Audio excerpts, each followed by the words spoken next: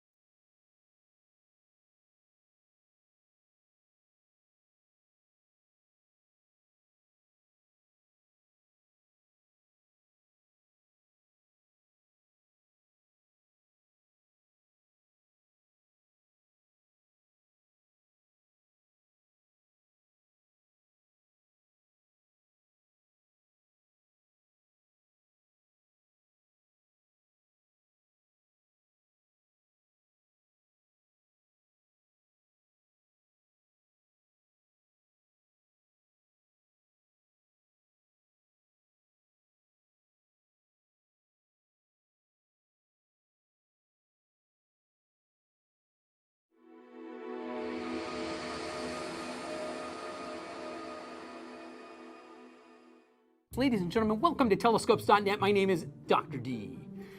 Daniel Mounsey, aka Dr. D, also known as Dr. D. Probably wondering where that name came from. One day I'll tell you that story. Ladies and gentlemen, we have the Maksutov Cassegrain. It's well loved and well hated by many observers. We have the refractor, well loved and well hated by many astronomers.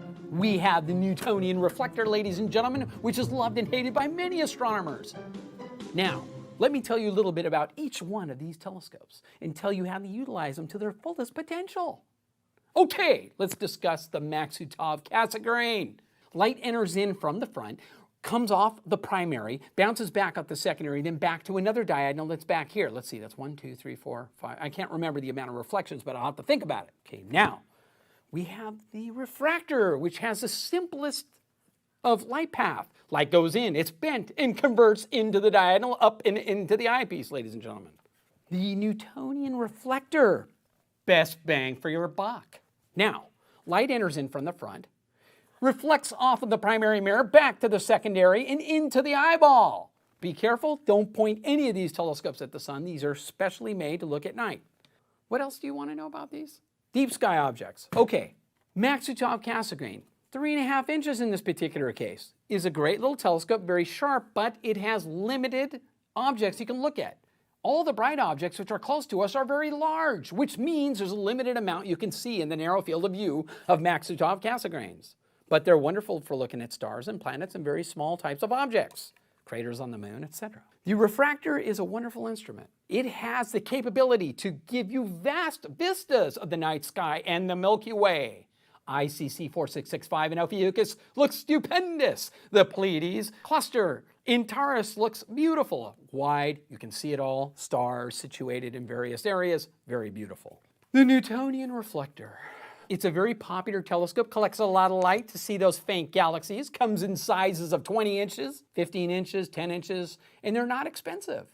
Now, as refractors get larger, they become more cumbersome and very expensive and very awkward to look through because you have to get low to the ground to look through them. On the other hand, Newtonians can sometimes be very tall and very high, very frustrating sometimes because you have to use tall step ladders. But let me tell you, it is the stairway to heaven because when you see the galaxies in the full high res, it just looks amazing. The Cassegrain. Let's discuss this. It's a popular telescope because it's so portable. Take the focal length, it's all folded back and forth, but it's good. It's a popular telescope. It comes on little go-to mounts. I just have a little tube assembly here to illustrate to you guys how the different tubes are relative to one another. You can utilize different magnifications with these telescopes. That means that all you have to do is take various eyepieces, anywhere from 4 millimeters all the way up to 30 millimeters, 1.25 eyepieces. This one's kind of neat. This refractor comes with the 2-inch star diagonal with the 2-inch 1.25 adapter. It's by Explorer Scientific. Now I have to be careful of the things I say about this because Scott Roberts could get real violent and get angry at me. So, we got a fine focuser here. This is really nice. If you want to get nice pristine pinpoints, you just utilize a very fine focus here. We have the adjustable dew cap. We have the provision here to allow you to put an 8x50 finder on here if you want. We have the 2-inch star diagonal with 2-inch 1.25 adapter, which means that you can utilize 1.25 eyepieces or 2-inch eyepieces. I mean, the sky's the limit with this thing. On Newtonian reflectors, you can get 2-inch eyepieces as well. However, the demonstration model that I have here is limited to 1.25, and of course, the Maksutov Cassegrain that you see here only allows you to use 1.25 eyepieces. However, there are various apertures of all these telescopes available, and you can use these with 2-inch eyepieces, and you can use these with 2-inch eyepieces. Did I make myself clear? Absolutely. I can be a Russian. I can drink my vodka while I'll explain these telescopes to you. Or let me just tell you the differences of the telescopes. Newtonian reflectors, best bang for your buck. Listen, if you want to look at planetary nebula, if you want to look at globulars, if you want to look at galaxies, I highly recommend the Newtonian reflector. It is probably going to be the best way to gather your light, to get your photons, to stimulate those eyes, and get you stimulated in astronomy and get you all excited. I mean, that's what it's all about. Refractors, on the other hand, tend to be a little bit limited in their aperture. And the prices just become insane as the apertures increase. Now, this is a very affordable refractor, but they're limited on their aperture, so they're limited types of objects that you can see, but they do produce beautiful vistas of the night sky.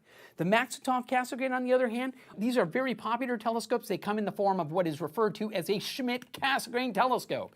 They go anywhere from 5 inches all up to 14 inches. 16 inches, very large. But those are like observatory class telescopes. You're going to be limited to your ability to carry them. After about 11 inches or 12 inches, they become too cumbersome and a little unwieldy. But you do get a lot of performance in a small tube assembly, ladies and gentlemen, and that's what's so cool about it. One disadvantage of them is that they do have long focal lengths, which means that you're going to be looking at a part of the sky that's the size of a postage stamp. Very limited, ladies and gentlemen. So you got to factor in all these little things and weigh these things out when you're choosing between these telescopes. Because it doesn't matter which telescope I tell you about. It doesn't matter if you like the Newtonian, there's always somebody who's going to hate it. It doesn't matter if somebody likes the refractor, there's always going to be somebody who hates it. And it doesn't matter if you like the Cassegrain, there's always going to be somebody who hates it. Visit us at telescopes.net.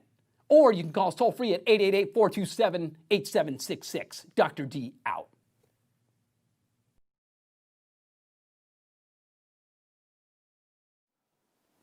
Hello, my name is Simon. I am the Stupid Astronomer because I do the stupid things so you don't have to.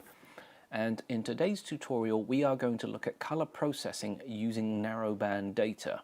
So I have here the Orion Nebula, and I have already sorted out the different filters into different layers to make it easier to work with. So hydrogen alpha, sulfur 2, and oxygen 3.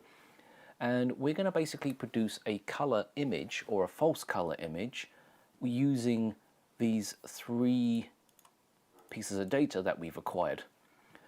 Now, I'm actually going to show you something a little different. Most of you are familiar with the Hubble palette, which is SHO, and if we look at the channels here, we can see sulfur 2 has been mapped to the red channel, hydrogen alpha to green, and of course oxygen 3 to blue. Now the idea here is, instead of creating this color image in this particular fashion, there is actually another method that is not actually as well used in the world of processing because of the way a screen actually works. But the results in this particular method are actually quite surprising and give a more aesthetically pleasing color. So let's have a look at some of the color theory to begin with first. Now in this particular diagram we can actually see how color is actually made up.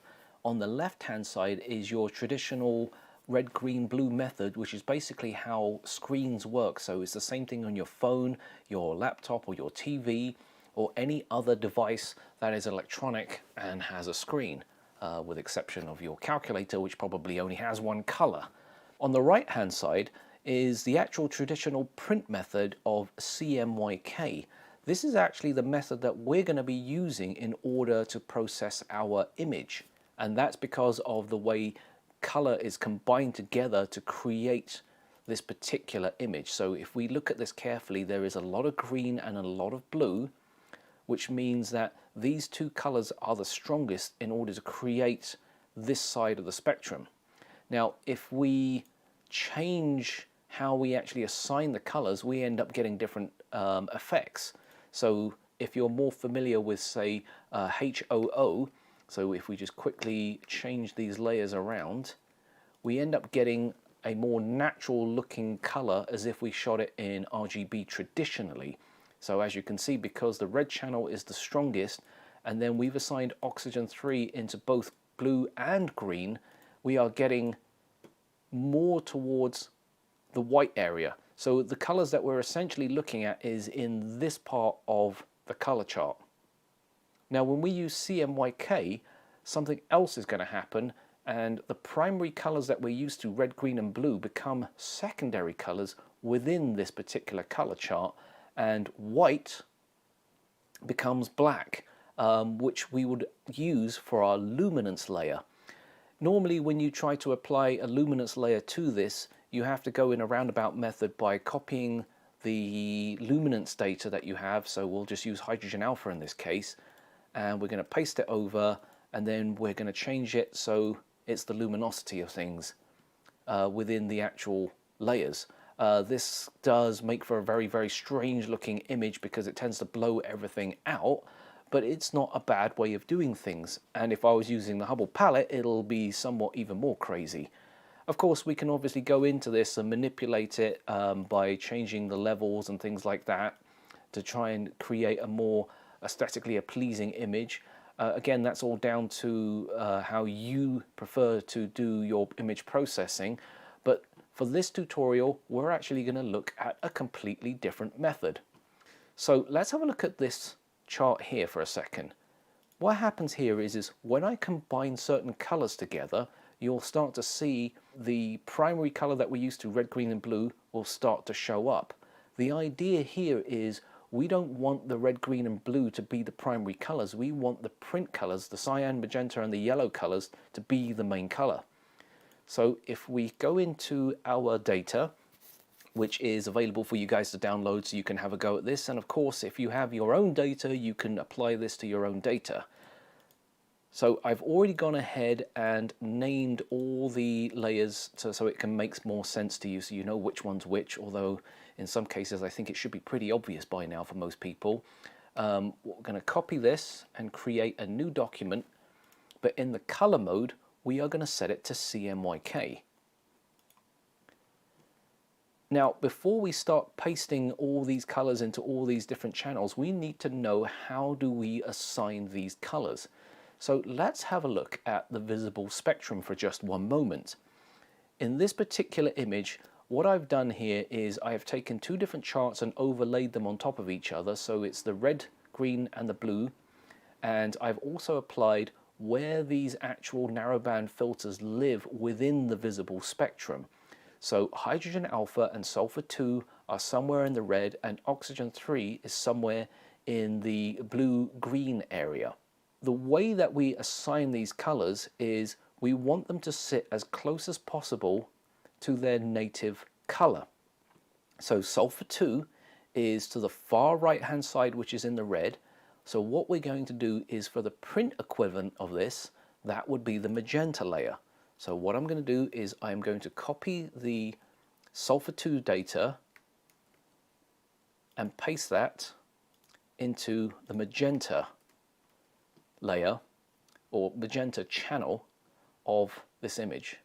We're then going to pick up the hydrogen alpha, because it's the next one along, which is here, and apply it to the yellow channel.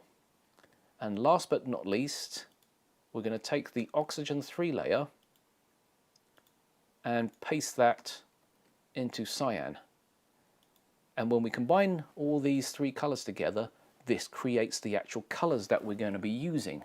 So now that we have all three of our narrowband data applied to specific channels, we now need to create a luminance layer, which we will apply to the black channel.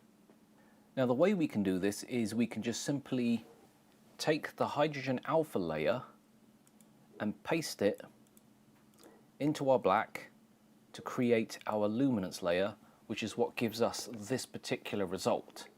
Now, the reason why I don't want to just apply the H-alpha layer is because certain things may not show up. Like, for example, the Running Man Nebula over here has pretty much disappeared, as if you look at the data, you'll see that in hydrogen alpha and oxygen 3, it shows different parts of the nebula. And we want to make sure that this still comes through. So the best way to do this is to combine the hydrogen alpha data with the oxygen 3, so we can have a luminance layer made up of the two different channels. Now the way that I like to create a luminance layer with the hydrogen alpha and the oxygen 3 layers combined is I turn off the sulfur 2 and just have HA and O3. I put the HA at the top above oxygen 3, which in this case it already is, and I select the transfer mode to be soft light, so it's a combination of the two together. Now, in order to preserve the data here, I'm actually going to duplicate this as a layer and then actually squish it down to create a flat layer. This is actually what I'm actually going to copy and paste into the black channel as my luminance level. We should have an image that looks somewhat similar to this. Now we can actually go in and brighten the image if we wanted to by adjusting the levels, done like so, but we need to be careful not to blow the actual image out or blow the core of Orion out, because We want to be able to keep and retain all that fantastic detail in there. So we're just going to clip some of that off, but I don't want to go too much. And then just bump up the levels a bit more, because there is actually quite a lot of nebulosity going on here. And then I'm also going to manipulate the color slightly, because I feel that there's a little bit too much magenta peering through, and I kind of want it to become more of a neutral gray color. So what I'm doing here is I'm in curves adjustment, and I'm just pulling down the magenta layer just so it has a more neutral background, so it doesn't lean towards any particular color. And then once we're done with that, the next step is actually to convert this back into RGB, because we are not actually working on a final CMYK image. If we were going to print for specific reasons, then yes, we can finish it off from here and then go for a color print. So, but in our purposes, we're going to now convert this over to an RGB. We're going to flatten everything once we're happy with it. Then we can go into all the other filters like the camera raw settings, and we can do any fine tweaks and adjustments. So as you would do with normal processing, let's get rid of some of the noise that is being generated here, and probably sharpen it just a small amount.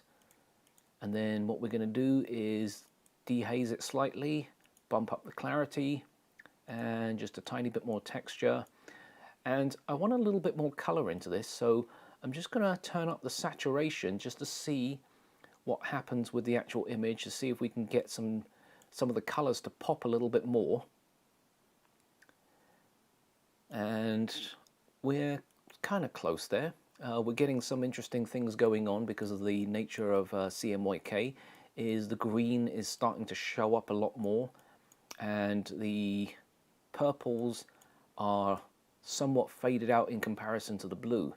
So let's go in here and let's just do individual adjustments here. So first of all, let's fix the problem with the stars and the green.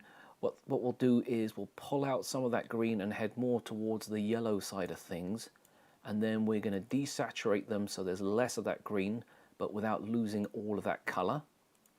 Then we're going to have a look at these purple type colors here. So as you can see, when I play around with the slider, we can actually see which layers or which colors we're actually adjusting here. So I'm probably going to just mess around with the saturation so there's more of a separation, but I'm also going to increase the luminance, being careful not to blow out the core. And then I'm going to have a look at the magenta, just double check that, make sure there is something happening. Yes, there is. You can see just where the core, outside of the core, is starting to shift more to red. So let's increase that. Turn up the saturation so there is a good, clear, defined difference here. And probably tweak the luminance, but not too much, because we're starting to blow out the core here. So once we've done that and we are relatively happy with that, we're just going to OK that. I might tweak the contrast just a little bit. And then we should have a more vibrant and a more punchy looking image. So this is how you can process colors using the CMYK method as opposed to the RGB method. Of course, the last part that I did is entirely subjective, and it's entirely down to you if you want to do some of that stuff. But just to give you an idea, this is another method of doing color processing as opposed to the typical red, green and blue, or the familiar Hubble palette that you guys are probably more used to. So before we finish, let's have a look at how light pollution can actually affect us and why a lot of us choose to do narrowband imaging. So as you can see in this chart, it shows us where our narrowband filters will actually sit, and depending on the type of light pollution that we're getting, we can try and cut out a majority of that by just looking at very specific wavelengths. So hydrogen alpha is around about the 650 mark, so anything before and after that area is essentially blocked. Now, sodium vapor and mercury vapor sits within this area here, and I'm going to just quickly pull this out. to give you an idea, it basically sits within this block here. And the idea here is by using these filters, we can essentially cut out all of the unwanted light that we're seeing. Now, with modern technology and the development of LED lighting, LEDs actually operate in a different way. They use the red, green, blue method by having 3 different diodes in there which use red, green and blue, and as the intensity increases it creates the white light. Well, that's actually a problem now, because what happens here is if we look at the actual color chart, and this is just a quick overlay, you can actually see how much LED light pollution intrudes into the different bands that we shoot in, meaning that if we were trying to shoot HA or hydrogen alpha, we're actually going to get a lot of light pollution coming from the LED, resulting in washed out images.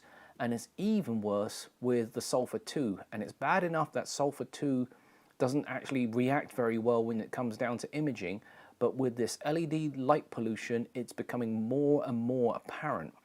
So this is where some of the other filters are actually worth considering and looking into in order to create an image. Now, a lot of the times hydrogen beta is not looked at very often, because as you can see it doesn't quite intersect inside of the LED light transmission line, but you can see oxygen 3 is not heavily affected. But we can use that to our advantage and image using these particular bands.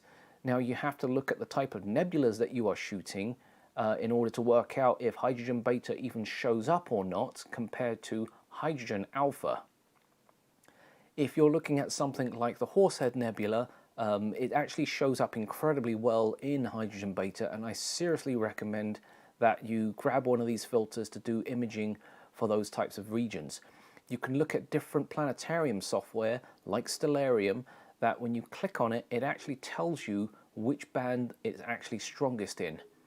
Less frequent or less common is the helium-2 line.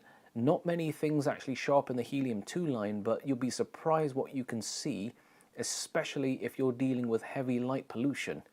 Now, bearing in mind the results that you get from helium-2 is very similar to what you would get with S2, so it kind of depends on what it is that you're trying to do and how you combine your data together in order to create a color image. And of course, if you're doing one-shot color, this doesn't really help, especially for you DSLR mirrorless camera users. As you can see, LED is just basically right over the entire spectrum, and just to make our lives even worse, when you mix this in with sodium vapor and mercury vapor, we essentially get an entire flood of all sorts of weird and wonderful problems from light pollution. So this is where narrowband imaging and shooting in a good dark location actually makes the difference. So hopefully you guys have enjoyed this tutorial. I hope it hasn't been too complicated, and I would love to see some of your guys' attempts at doing something like this. It is not a very widely used method, doing CMYK as opposed to RGB, but this is something relatively simple to do and does lend itself to have more sense, especially when it comes down to dealing with luminance levels and things like that, because I kind of feel that CMYK processing in this particular fashion, you have a greater degree of control on creating these color images, and it does give a different kind of palette, which for some people it tends to be a little bit more natural and a bit more calming, as opposed to that greenish colors that you might get, and hopefully just create a more aesthetically pleasing image. So until the next time, my name is Simon, and hopefully I will see you again.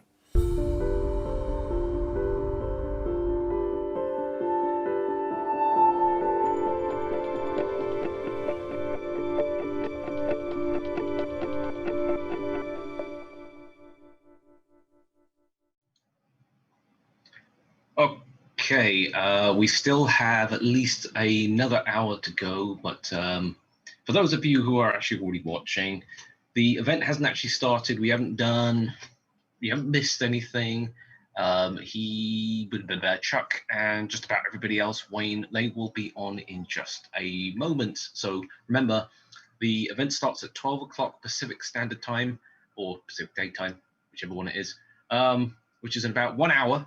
So we still have 1 hour to go. You've got plenty of time to grab snacks, drinks, and load up on just junk food, because that's probably what I'm going to do in just a moment.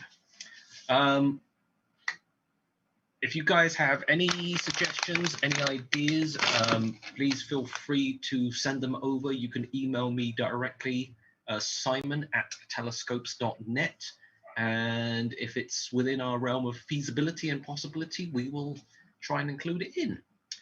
Just so you guys know, for our next live stream, we are going to be having Richard Wright doing his CCD versus CMOS talk.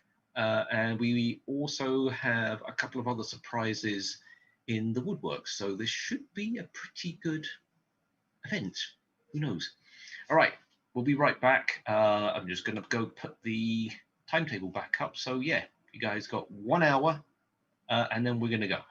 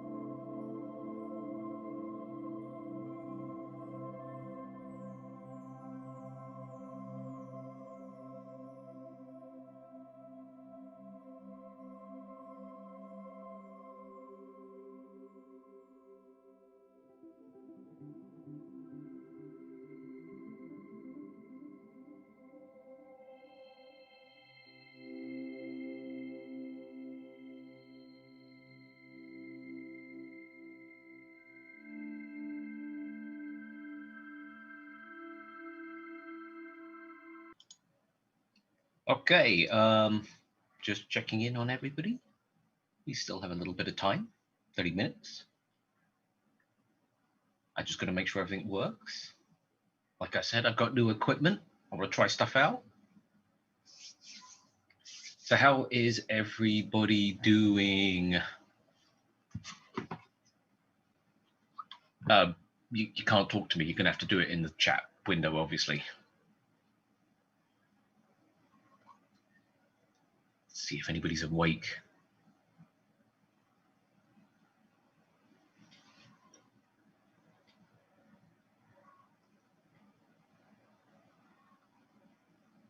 Nope, chat isn't moving. What a surprise.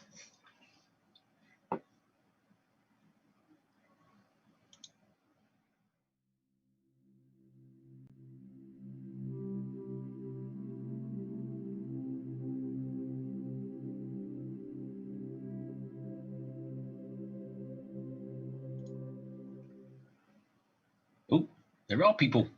Good morning, Astro Beard. Good morning, Jeff. Green screen. Wait, isn't there some weird effects thing that we can do?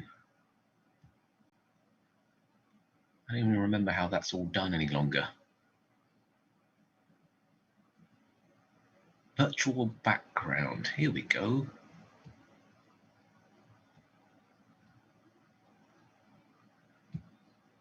Let's try this.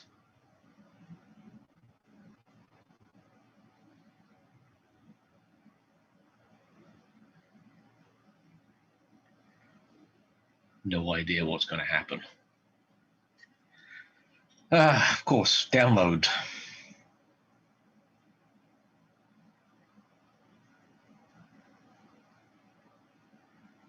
Oh. See, look, I'm in space. Now I'm on a tropical desert island. Not really believable.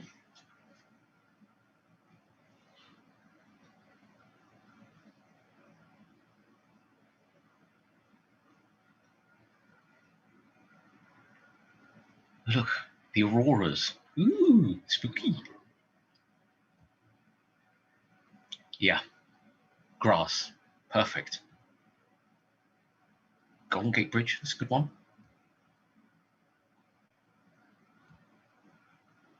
See, it's Tahiti. It's a magical place.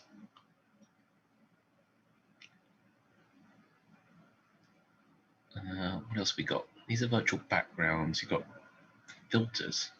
Oh my god. Black and white. Ah, yeah.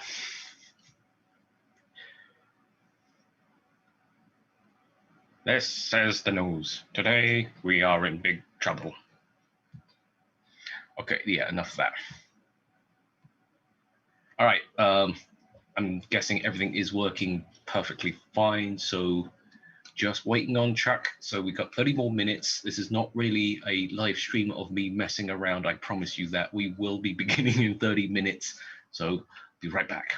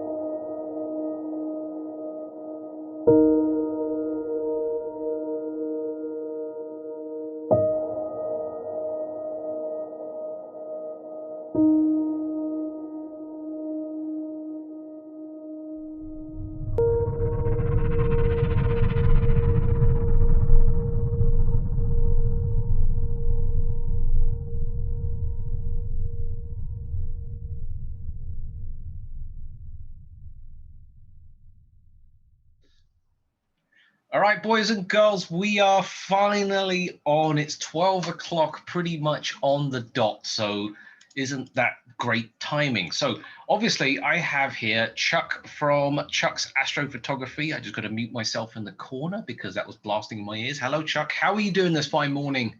Very good. Thanks for inviting me here. Yeah, so this is probably going to be a far cry from what you normally do. That's in, some crazy time of the day. And hopefully I am not cutting into your sleeping time too much. No, I slept well. So for those of you who don't know who Chuck is, give a quick introduction about yourself real quick. Well, I am in my 50s. I retired in my 40s, and I found this hobby about 5 years ago. And it really was the perfect hobby for me because I think to get good at this hobby, you really do have to put in the time. And I have nothing but time on my hands. And when I started this hobby, I also started that YouTube channel at the same time. So people got to see me progress through this hobby. And it's been quite a journey since then. So how long have you been doing this again? About 4.5 years, actually. Oh, so almost as long as I've been doing this then. I've only been doing it for what, 3, maybe 4 years tops. Oh, so really? yeah, Wow. not that long by comparison. Now, Right. obviously, people who are watching this know you from your YouTube channel. So before we get stuck into the deep end of this, I'm going to play you guys a video that Chuck produced, which is what basically the topic of this particular discussion is about. So let me play the video and then we're going to go into this. Okay, so just hold on 1 second. Hello folks, so do you guys ever order astrophotography gear that you don't get around to using? Because in my case, sometimes I don't even get around to opening the box, and some of these are at least a year old. So I'm going to have one big unboxing party to open up and see what I got. A party of one at least. So let's not wait, let's get started here and see what's in the boxes. I'll start with this one right in front of me here.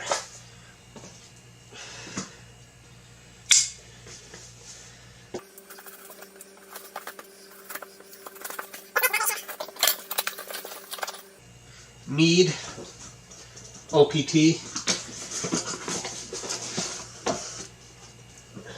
A box within a box. I think I know what, it says Celestron on it.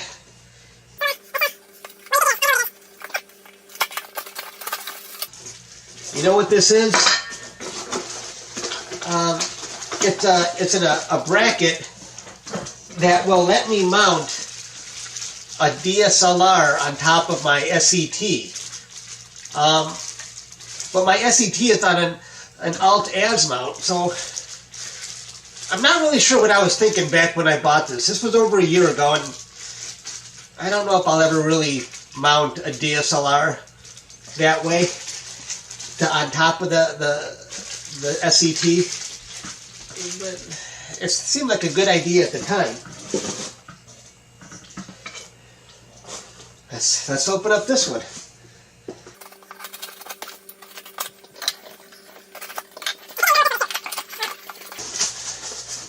Well, I'm gonna make a mess. I don't care. Come on, get out of the box. Get out of the box. This is my second ASI 224 MC color camera, and I apologize for the way I sound. I know I'm stuffed up. My nose has been running for 2 days. I think staying up too late has really run me down. But this is my second planetary camera because the first one has a job now. It's serving as a guide scope, as a guide camera on my Rasa setup. But I wanted this for my SET. So. And I might even be using this soon for planets. So that's that. Let's open up the next box.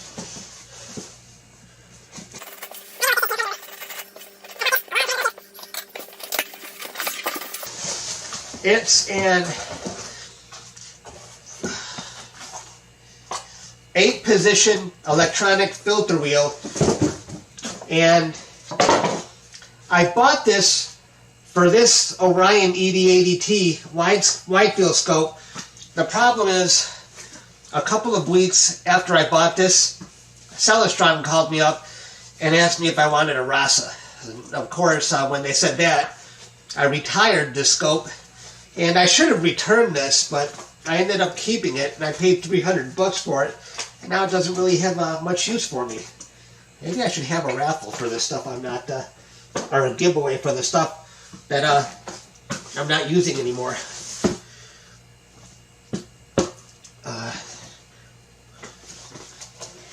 Okay, this box, I opened it up earlier because I was really clueless about what it could have been. And, whew, I'm really stuffed up. It's hard to breathe through my nose right now.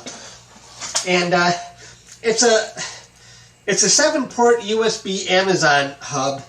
And I don't even remember ordering this because I don't even like these hubs anymore because it doesn't work on, it works on some of my setups, but it doesn't work on the CGX setup. And that's because I run into that Windows error where it says devices can't be plugged in more than 5 hubs away from the root. Well, and if you're wondering, well, how do I have 5 hubs away from the root? This is one, but there's a hub on the back of my ZWO camera. That's one. The 20-meter USB line that I use, that counts as one. And I think because this thing has 7 ports, I think internally it might be counting as 2 hubs in one. So that would be 4. And I think the USB that I plugged my setup into on my desktop computer is counting as 2. That would be 6 hubs. And so I bought a smaller hub to get me under that limit, one that only has 4 ports, and that seems to do the trick. So I'm not a fan of these hubs anymore. It didn't work. And I wish I remembered buying it. I would have returned it a long time ago. Alright, let's open this one.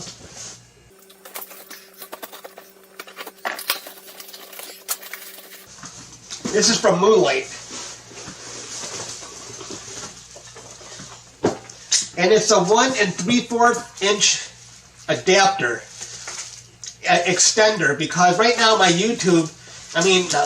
my draw tube is about 4 inches out. And what I noticed is when I was pointing really low towards the Lagoon Nebula, which is only about 20 degrees high, all my stars were elongated across the whole field. See, that might be a sign of bad guiding. Usually, if there's a sag issue from the draw tube, that would mean maybe the stars are worse on one side than the other. I should have checked the guiding when I was doing that. I don't know if I really needed this, but it doesn't hurt to put an extension on and bring the draw tube closer in. So that's that.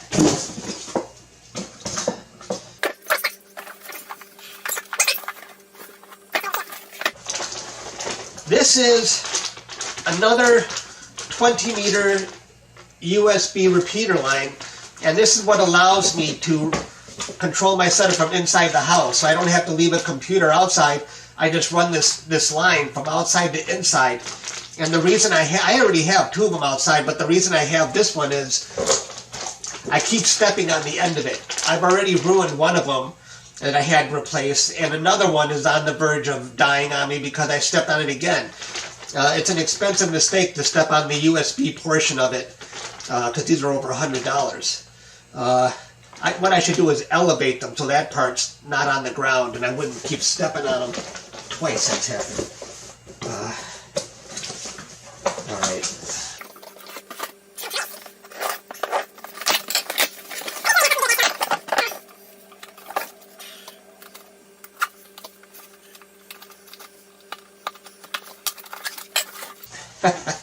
This is actually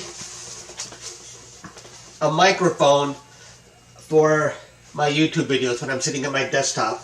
I know a lot of people, it's not really an expensive one either, so it's probably still going to suck. One of these days I'll buy a real one. So, not really related to Astro gear. I don't think this is Astro gear. Okay. This is actually for my keychain.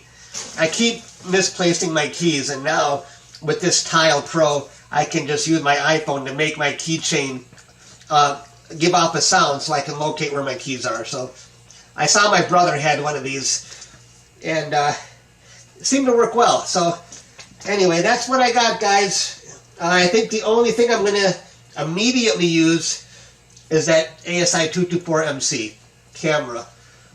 Thanks for watching. That's all I got.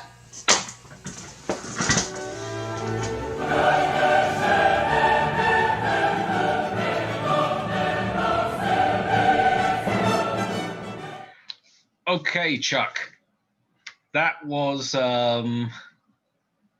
probably quite an insight on seeing that. Now, I've actually seen the video briefly beforehand, so this is actually where this particular topic actually is. And I have to admit, I'm probably just as guilty having equipment that quite honestly just sits there and I haven't used it yet.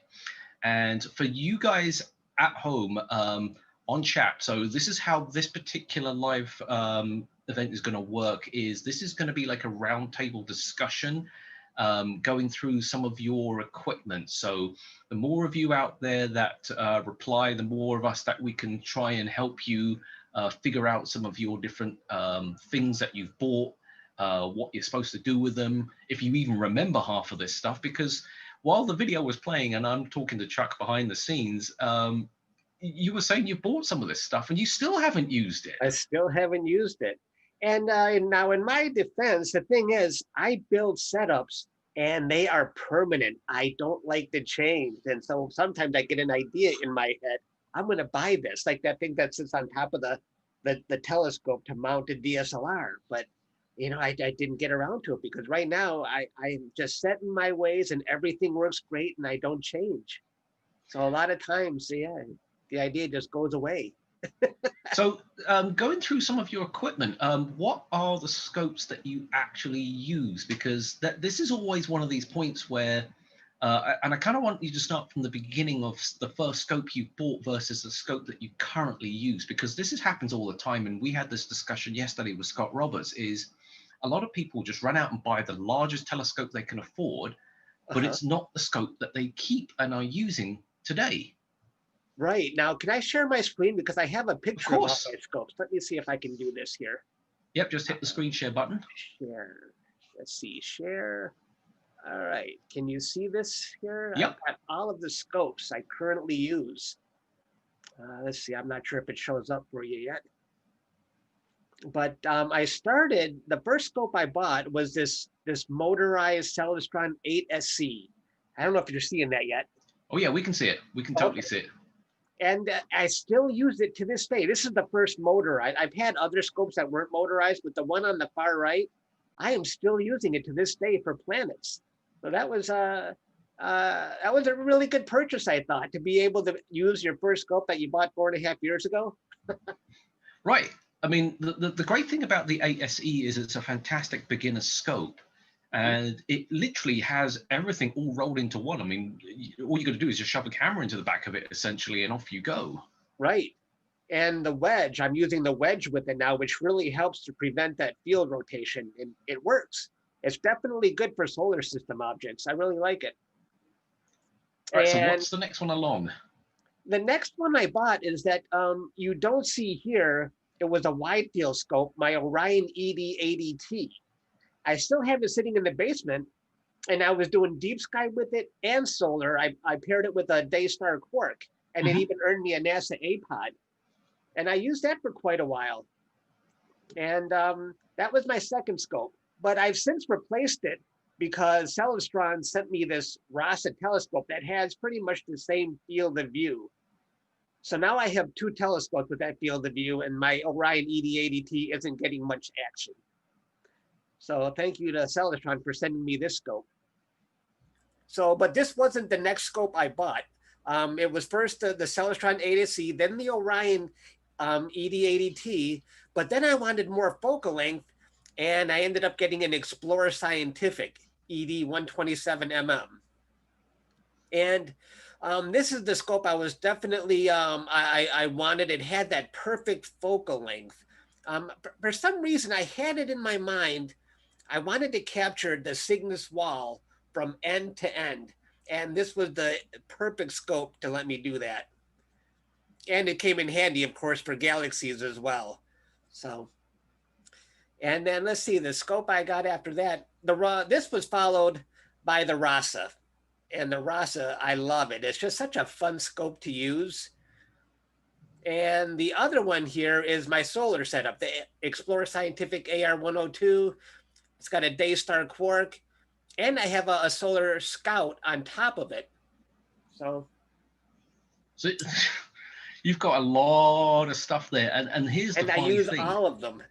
But the funny thing here is, though, you actually still have a pile of stuff that you still don't use or haven't connected or is just still sitting there.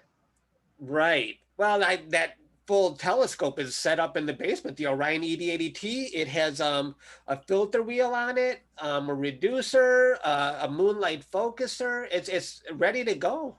I don't have a mount to go with it. Great. Now that means there's going to be another great big box showing up with a mount, probably. Yeah, right. So first question has just come in. Jeff is asking, what size is that 8-inch Rasa? What size? Yeah, I know it's an 8-inch, isn't it? It's an 8-inch, and it has a focal length of 400. So it's good enough to fit the Andromeda galaxy from end to end on it, from corner to corner. So that's So how do you get to, now this is good, because how do you get to the point of building your scopes together? Because I've noticed that each setup is very, very unique in its own fashion, and the things that you buy, I mean, this is crazy. It's right down to the counterweights even that I'm noticing on the CGX mount, that you even have the smaller counterweights on there.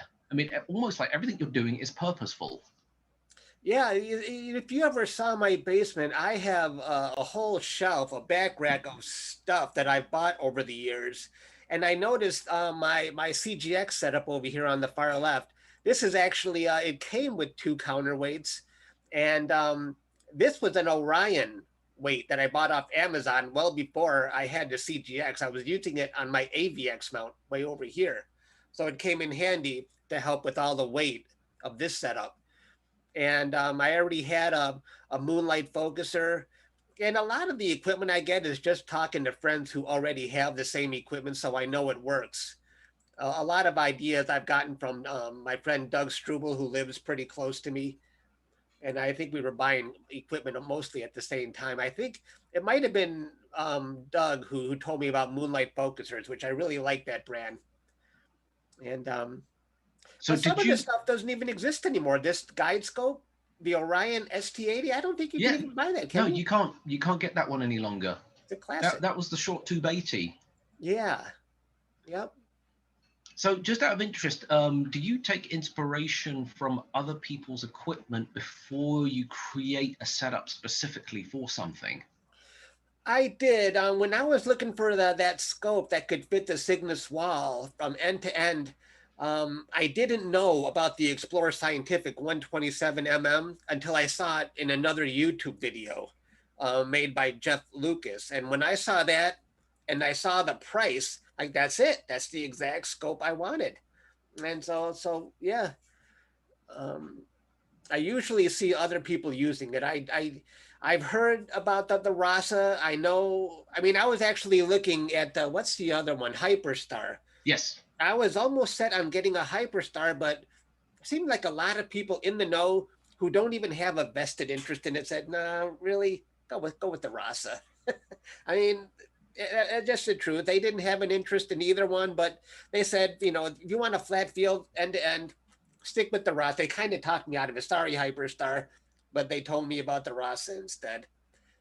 And yeah, I made a video about it, about me trying to decide between Hyperstar and Rasa, and Celestron saw the video and they acted on it. That's how you ended up with that thing. Yes. Yep. See, it wasn't always about buying something. I'm not suggesting to you guys at home just start creating videos just to score free equipment, because it doesn't quite work like that, unfortunately.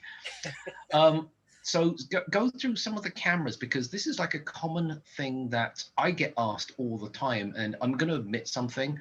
I have an ASI 2600, nice. And it is literally sitting with a bunch of stuff attached to it and then they're just thrown to one side. I used it for planets for a couple of shots, and that was it. And it's now just sitting there in one corner. So Right. go through some of your camera equipment, because some of this stuff is just like probably more than whatever I could imagine. Well, I started off with a DSLR, the Nikon D5300. That didn't last very long, though. I wanted a dedicated astro camera, even though I see people taking great pictures with DSLRs. Mhm. And I think it was maybe 4 years ago, where I either called OPT or High Point Scientific, and I had a CCD in mind, and they talked me out of it. And they said there's this new camera out called the ZWO ASI 1600, Mhm. and it took a while for them to convince me to go with this camera. And even when I bought it, I still thought I was buying a CCD. I didn't know the difference between that and CMOS. And I'm really glad I did go with that. I've been using it ever since, and it turned out to be the camera. And I think I actually spurred a lot of other people on to buy the same camera because they watched me using it from the start. So that's really the main camera I have. And for planetary, I use the ASI 224MC color camera. Right. But there is one camera I still have in mind that I want to get. It's the ASI. Is it the 553 or 533? I can't Yeah, remember. the 533. The 533. Yeah, it's a color camera. And I'd like to attach it to the Rasa because I want to capture the Andromeda galaxy on the Rasa. And I can't see myself cycling through LRGB filters manually to do that. I think I really need a color camera for that. Yeah, Because you right know now I have a mono camera on it.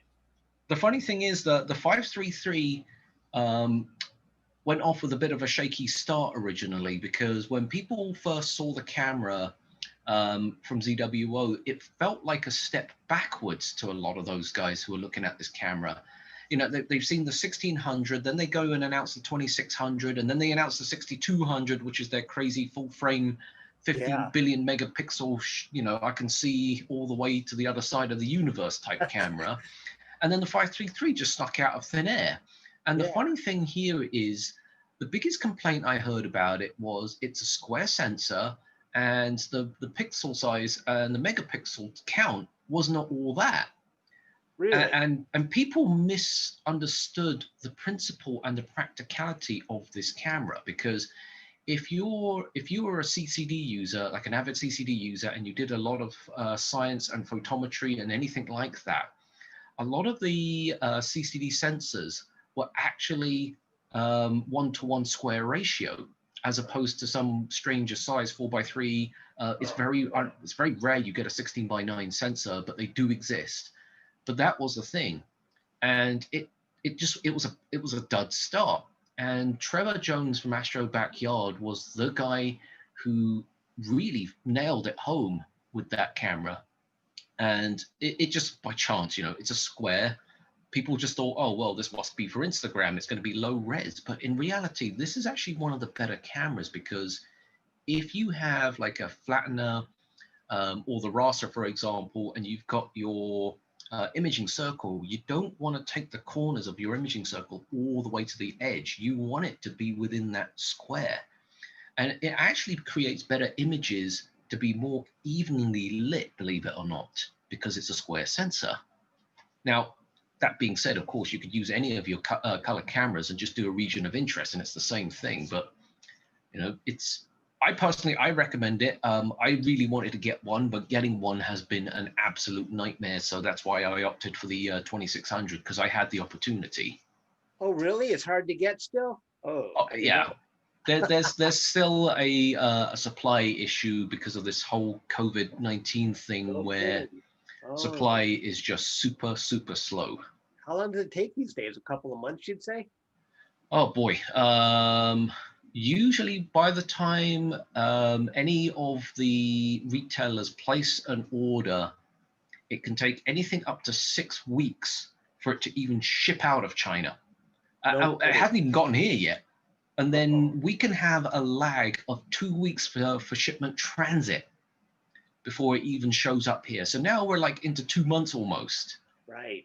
And then we have those couple of days, and then we have to stock it into the inventory. By then we have, you know, so many orders that we got to fulfill that we have to fill our back orders first, and then those poor people that then order the camera go, well, where's mine? Right. So Wow. it's been an absolute nightmare at best in terms of inventory, and this is not just cameras; it's anything, telescopes, mounts, you name it. It's just been an utter nightmare. Yeah, I even tried to order a red dot binder now that you mention it, and it was out of stock. And Yeah, no idea when it was going to be in stock. This was from OPT. I'm thinking, you're kidding me. yeah, a simple thing like a red dot finder, and you're like, really? Wow. But you know what? That was interesting that you mentioned the square sensor. I forgot about that on the 533. I'm Mhm. wondering now if I can still fit and draw them in a corner to corner. I'm used to those rectangular shapes. I guess I'd have to check beforehand. Yeah, you That- can do a yeah, field of view calculator on that, as far as right. I know. It's not deadly accurate, but it's pretty damn close. That's the object I have in mind for that camera. Oh, Yeah. I've seen dozens of people use the 533 now for Andromeda, and it does come out really, really nice. Okay. Well, that's good. Um, oh, Astrobeard's asking a question. How do I like the 2600? The short answer to that is I haven't used it yet. This is what this video is all about, is we buy equipment and we don't use it. So we're going to move on for a second. Chuck, some of these stuff that you do have that you don't use, go through it, or haven't even used yet. Oh, you know what? I mentioned before that that mount, that bracket that you can mount the DSLR on top of the 8SC, it Yep, the piggyback. interfered with the Telrad, so I can't use it. I tried to put it on a couple days ago, so I was like, do I really want to take the Telrad off? Do you them? You know what? I said, nah, forget it. The microphone you saw that I unboxed, I don't use that. I use a cheap little Windows one. Let's see, what else did I? What else was in that video that I? Most of this, the 20-meter line that you saw me unbox, I finally need that now.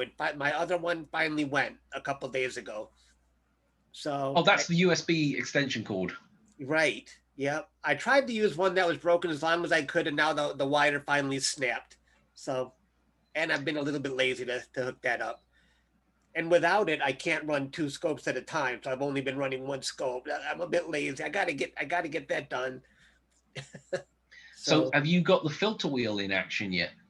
no, in fact, I don't think I ever will because I'm using this Rasa now. I don't have another scope that can use it except that scope I'm not using in the basement, the Orion ED80T. So I was actually thinking maybe I should have a giveaway for it. Who knows? Yeah, or just try and resell it back to OPT and keep the money myself. Possibly, that might work. I mean, as long as it hasn't been open. Yeah. Okay, so here's a question. It says, I'm new to the ASI 1600 this year and I'm really enjoying it.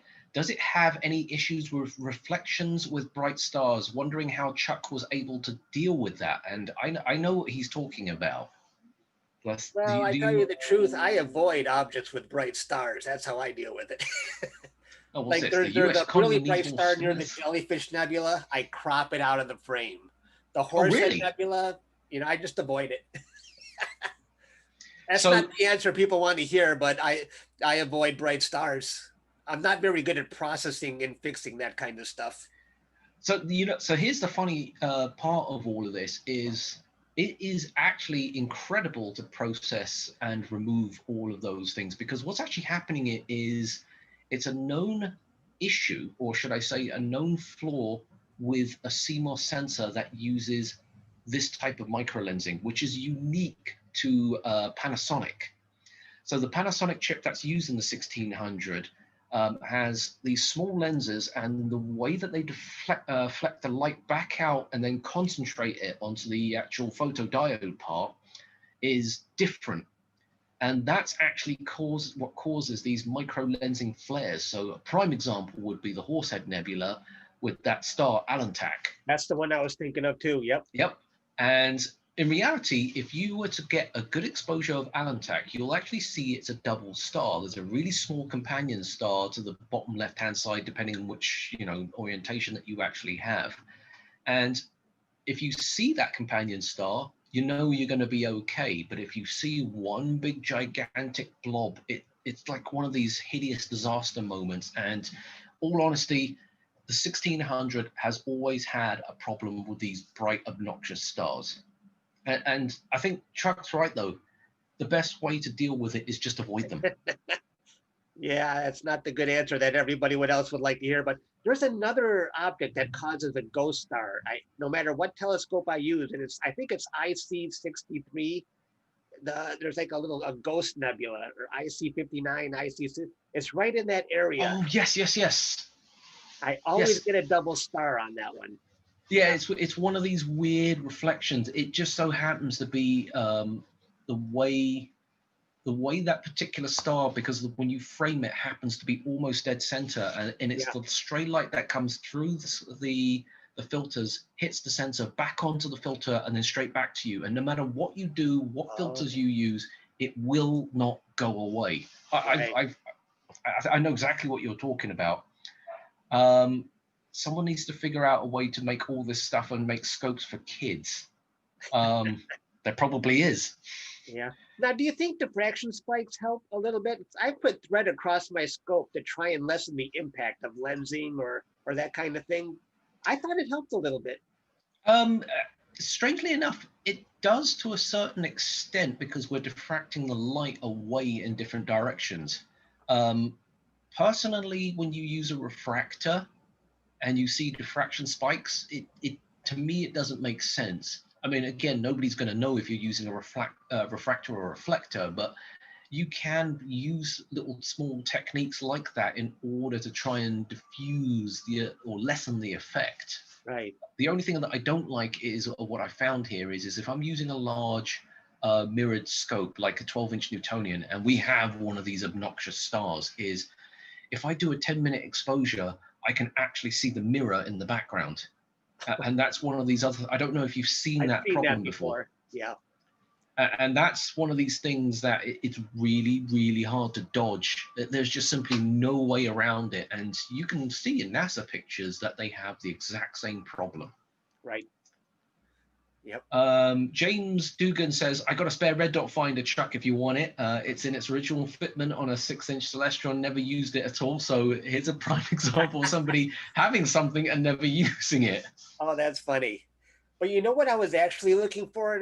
Maybe I should ask you, Simon. I saw another video where people actually use a laser to point out to this. Do those really work? I was so curious about those. They really do work. I actually use a green laser as a pointer.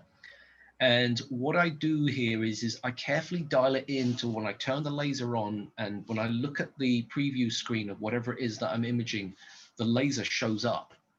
And when I look up into the sky, I can actually see where the laser is pointing. So if I want to point it at Jupiter, I could actually see it pointing. Oh, totally. It really, really does work. Now, I went out of curiosity just to see if it really worked. Oh, great. Now you're going to order something else. Yeah, right. And that was out of stock. I already tried.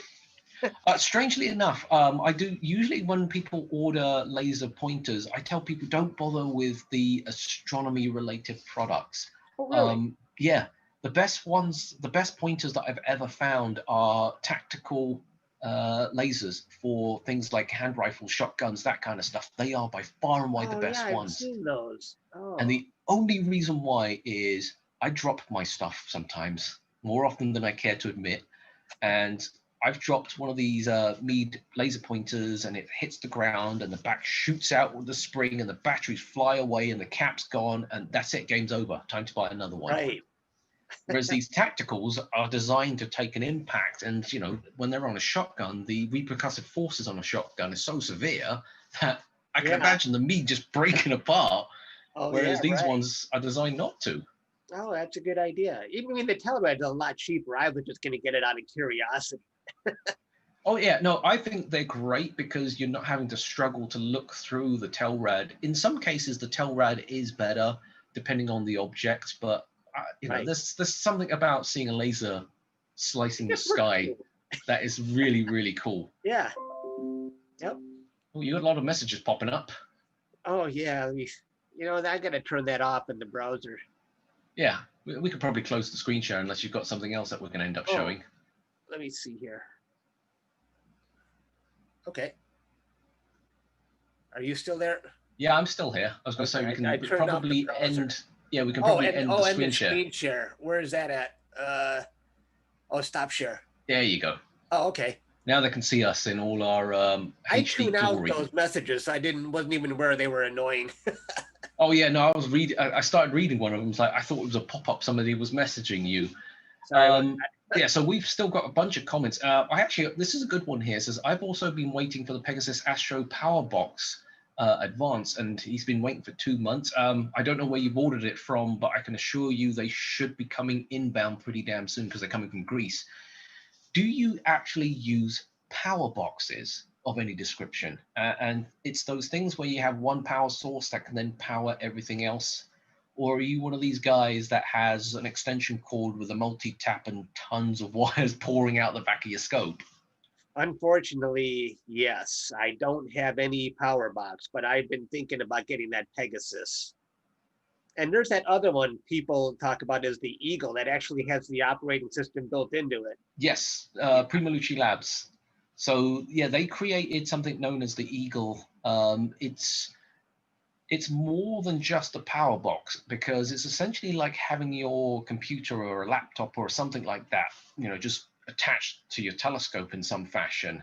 And then everything is kind of self-contained, which is really handy.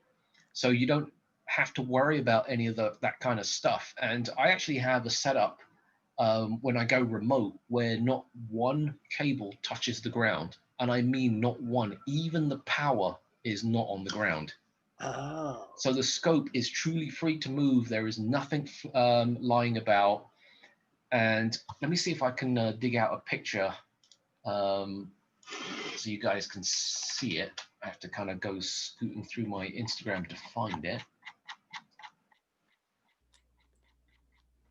So as soon as I see a picture of a dinosaur humping the telescope, I know I'm there. Yeah, it's one of these before and after shots. I found it. So what I'm going to do is I need to share the screen. So let me just create the screen that needs to be shared. It's this one here, I think. So share screen. I'm going to do screen 1, share. So hopefully you guys can see this. As you can see, the power tank is strapped on. So this is a EQ8. You can see how it's all strapped onto the side. And then you have the actual scope itself. Oh, can you guys see this, or has it disappeared? Yeah, hold on a second. See it. So the people at home can't see it. So let me just try this. So you probably can't see it anymore now, but if you look on the live stream, you'll probably see it. I don't know why it's not doing it in that fashion, but the screen looks black at the moment. I saw it a moment ago. Yeah, so it should, the stream should be back there. I just saw a couple of people saying we can't see anything. I don't know why mine doesn't work like that, but whatever. So you can see that's the EQ8 RH Pro. The Eagle is mounted on top of the Esprit 150, and all the cabling routes back onto the Eagle, which is also the controller. And then nothing touches the ground. And this is fully working as is. And this took a minute to get that concept working because you can see all the cables and things just pouring off of this. Wow. And it's quite a trip hazard. That's amazing. Yeah, that took me a minute to figure it out. And this is the great thing is yes, I do buy a lot of crap that just sits there. But you see, that's the beautiful thing about it is if as long as I remember what I've bought, I'll go, I need one of this, I need this, and I need this, and somehow I've got to do that. So as you can see, the hand controller, this is actually stolen from the VX mount. If you notice that orange thing down there. I'm looking at the thing sitting on top of the scope. Oh, that's the T-Rex. Nice. But yeah, down at the bottom on one of the legs, I actually robbed the hand controller holder from a different mount, even though the EQ8 has its own hand controller, but this was holding something else. Then I put a large Velcro strap around the battery, which allowed me to strap it to the actual central pier of the mount. And then obviously with all the cabling all tucked up nicely. I mean, I have literally thousands of USB cables. It's just so crazy. Nice. So that gives you an idea of some of that stuff. Right. Let's have a look at this. I saw something weird in one of the recent images. Going to try. Oh, okay. So yeah. So for you guys at home, if you've got any pressing questions that you want to ask Chuck about equipment, of course, now's the time to go for it. We have about 10-15 minutes left with Chuck because he does have to run out the door at some point because he has got other things to do. So while we wait for more questions to come flooding in, so we've covered the cameras, we've looked at your scopes. What other little random doohickeys that you use to assist you with doing your astronomy? I mean, do you have like specific computers, laptops, that kind of stuff, or are you like one of these remote imager type guys? Oh, people ask me all the time if I run everything off of one computer, and the answer is no. I actually have a desktop that runs my CGX rig, and I use a laptop that runs my my Rasen rig, and I have two of those 20-meter lines that go from outside to inside my house. So it's not really even remote like a Wi-Fi. It's a direct USB connection. So And you're using hubs to be able to split out from there, right? right, right. The hubs are um, on outside, and the 20-meter line plugs into those hubs on each rig. So Yeah. now, do you find an issue with running USB lines so incredibly long? Because you can't just buy any old USB cable. You have to get a specific type, correct? Yeah, these are called USB repeaters. I don't know the technical what's the difference between USB and repeater, but they are amazingly fast, even for solar imaging. When I'm downloading megabytes of those huge video files, it seems like they come over instantaneously. That's how fast they are. So Any particular brand that you recommend for those people? Because you know someone's going to ask us. yeah, I made a video about it. It was the ones I use. I think it's, have you heard of S Big, something like that? I don't know off the top of my head. But I told them I made a video about it, and they were so enamored with the video that they said they'll give me a deal whenever I want to buy another one.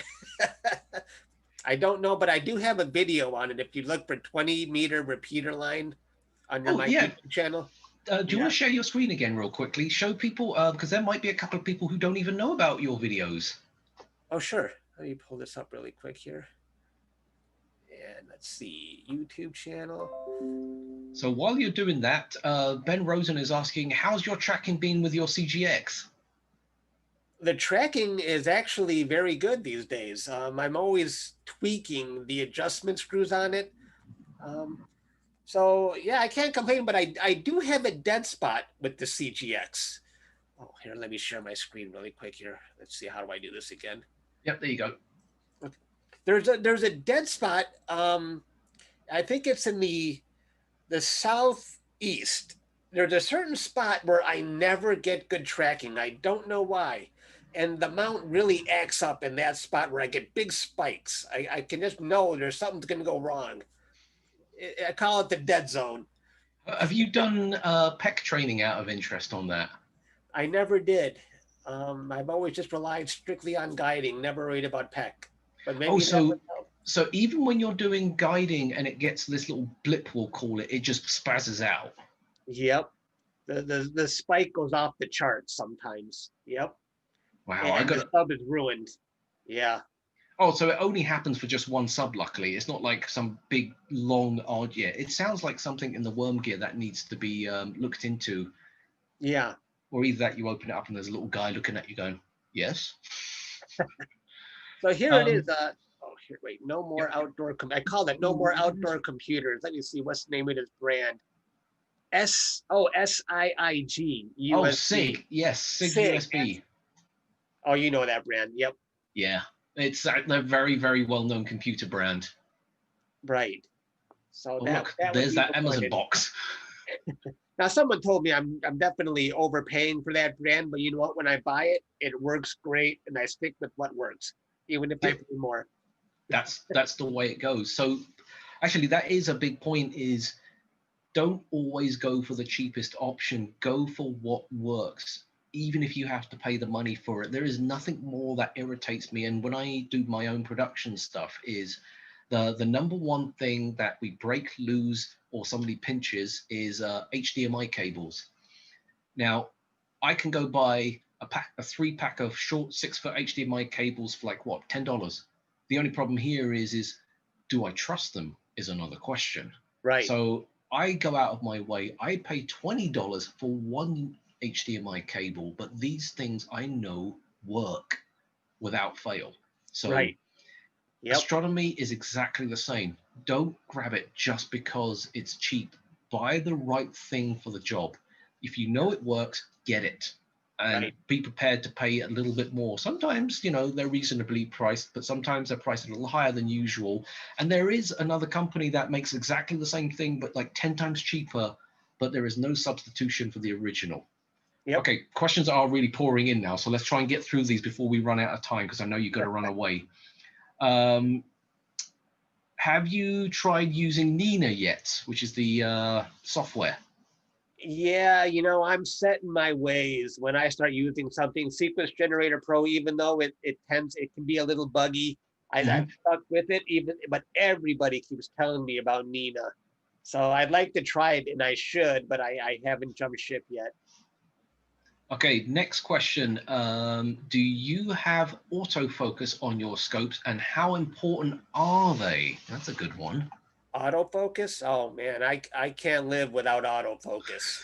When I go to sleep and this stuff is running, I need to know I'm going to stay in focus. So I like Moonlight, but now the Rasa is a different animal. I mean, even without autofocus, that thing holds focus all night. It just impressed the crap out of me the way it holds. Even during meridian flips, it holds focus.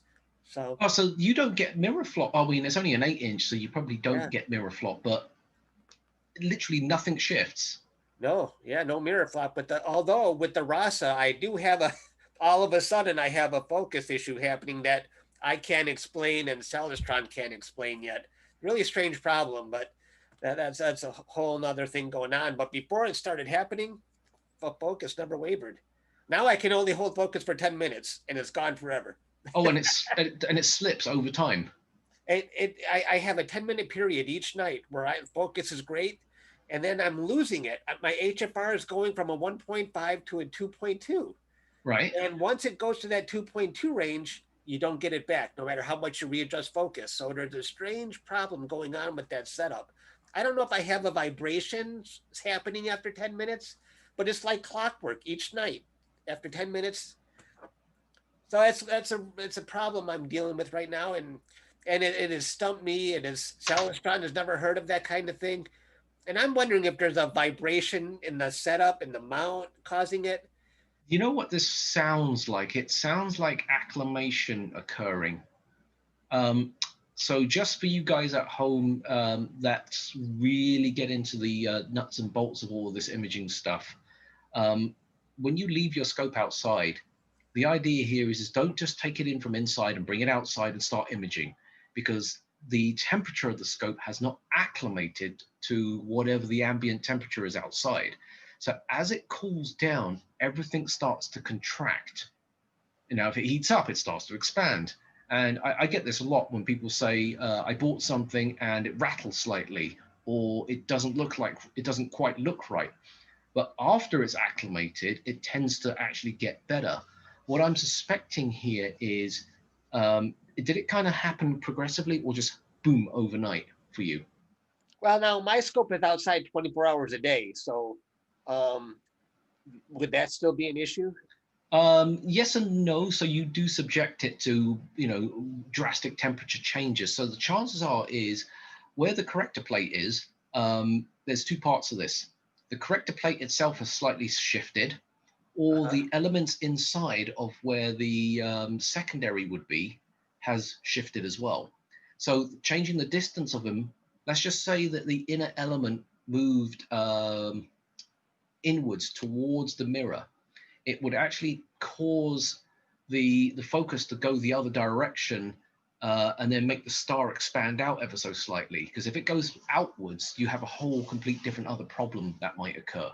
So the Okay. chances are it's probably dropped inwards, and that is usually due to heat expansion and contraction. So I know a lot of people who leave their scopes out but I've noticed more often than not, SCTs or SCT style scopes are more susceptible to this type of problem as the corrector heats up and contracts, expands and contracts. Yeah. Because if you're really bored, I don't suggest it if you're not good at doing this. If you took off the ring that holds the corrector plate and removed it, the way that they have the mirror in there, it does not sit directly on glass because any knock will shatter that sheet of glass. So they have a material that helps seat it properly. And again, over time, heat expansion and contraction will wear that material out, and it might be ever so slightly loose. So I would double check that more than anything else. Okay, thank you. That's a good tip. And Telestron has sort of told me to take apart the imaging train and inspect everything inside there too. And okay, that's I'll keep that in mind. Thanks. If you've never done it before, I really recommend you don't do it because it's like when you Oh, screw it up, it's like, oh, great. Yeah, right.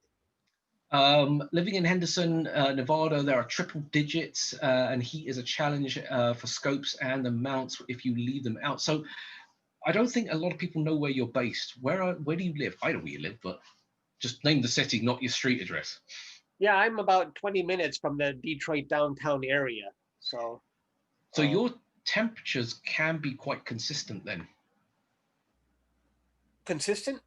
Yeah. Yeah, sure. Yep. So, but the thing is, though, your biggest problem is that it can get really cold. Yeah, I remember when I was capturing that lunar eclipse. I think it was either last year, maybe. Oh my gosh, it was so cold. I couldn't stay outside for more than a minute without my hands just freezing to death. 'Cause I was capturing it on my Nikon P900 handheld camera. Oh, you were Oh, doing it by hand as well. yeah, I had to come in every 10 minutes to warm up. So, Yeah. what do you do with stuff like doing problems and stuff like that? Because you're guaranteed to get dew out where you are. Yeah, I've never had a dew problem. I use those dew heater strips. I use a dew shield on the Rasa. I've never had a dew problem except when the dew heater stopped working. And I noticed at that point, I just started fogging up.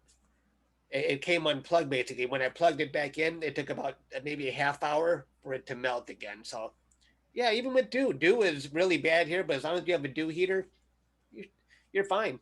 So, have you actually tried imaging in sub-freezing temperatures? Obviously, not you being outside, but your Oh equipment. yeah, all the time. I usually go down into the teens where I notice my equipment will work, but below 10 degrees, I tend no, I it's just too cold for me to roll my stuff out. But in the teens, it still works fine. Fahrenheit. Oh, that was actually good timing. Somebody just asked that question. Yeah. It says, how about leaving the scope out in the winter? Canada here is like negative 20 degrees Celsius. Uh, I would So be all my worried that the equipment is grease. outside 24/7. My garage isn't heated or anything, so it survives. Answering Vincent's question about would the grease freeze? The long answer short is the temperature would have to be so incredibly low for grease to actually freeze. If anything, the viscosity just changes. That's all. It just becomes more tacky and a lot more stiff. It's heat you should be worried about, not the cold when it comes down to grease. Because it's an oil at the end of the day. It's a very, very, very slow moving liquid. You know, it's I've hard to wondered about constitute it that. as a People solid. always ask me, and I never knew the answer to that one, but I never had a problem with it.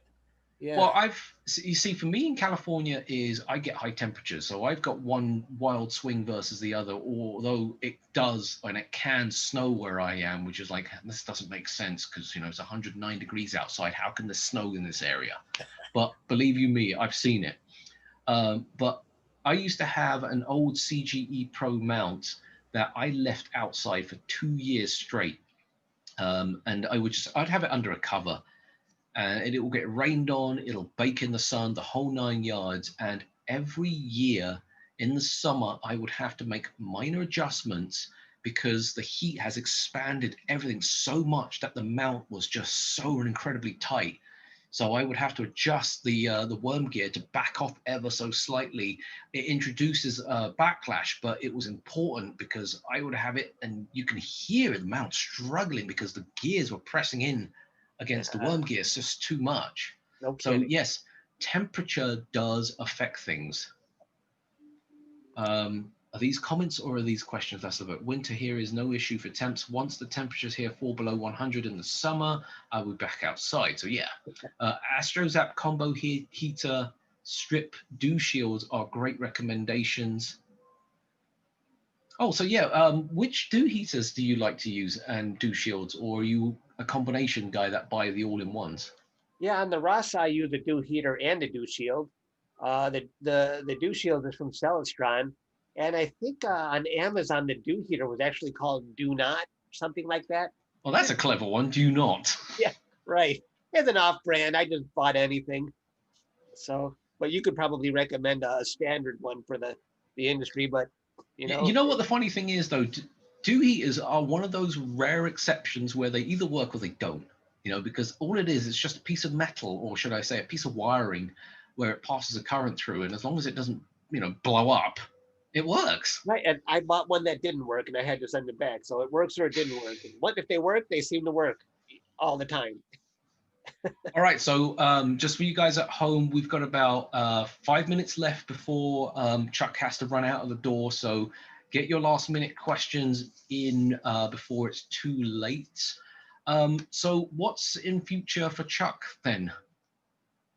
Wow. Yeah, I don't know. I've taken a break from deep sky this month because I've been doing planetary, with Jupiter and Saturn out at the start of the night and then Mars and Venus at the end of the night.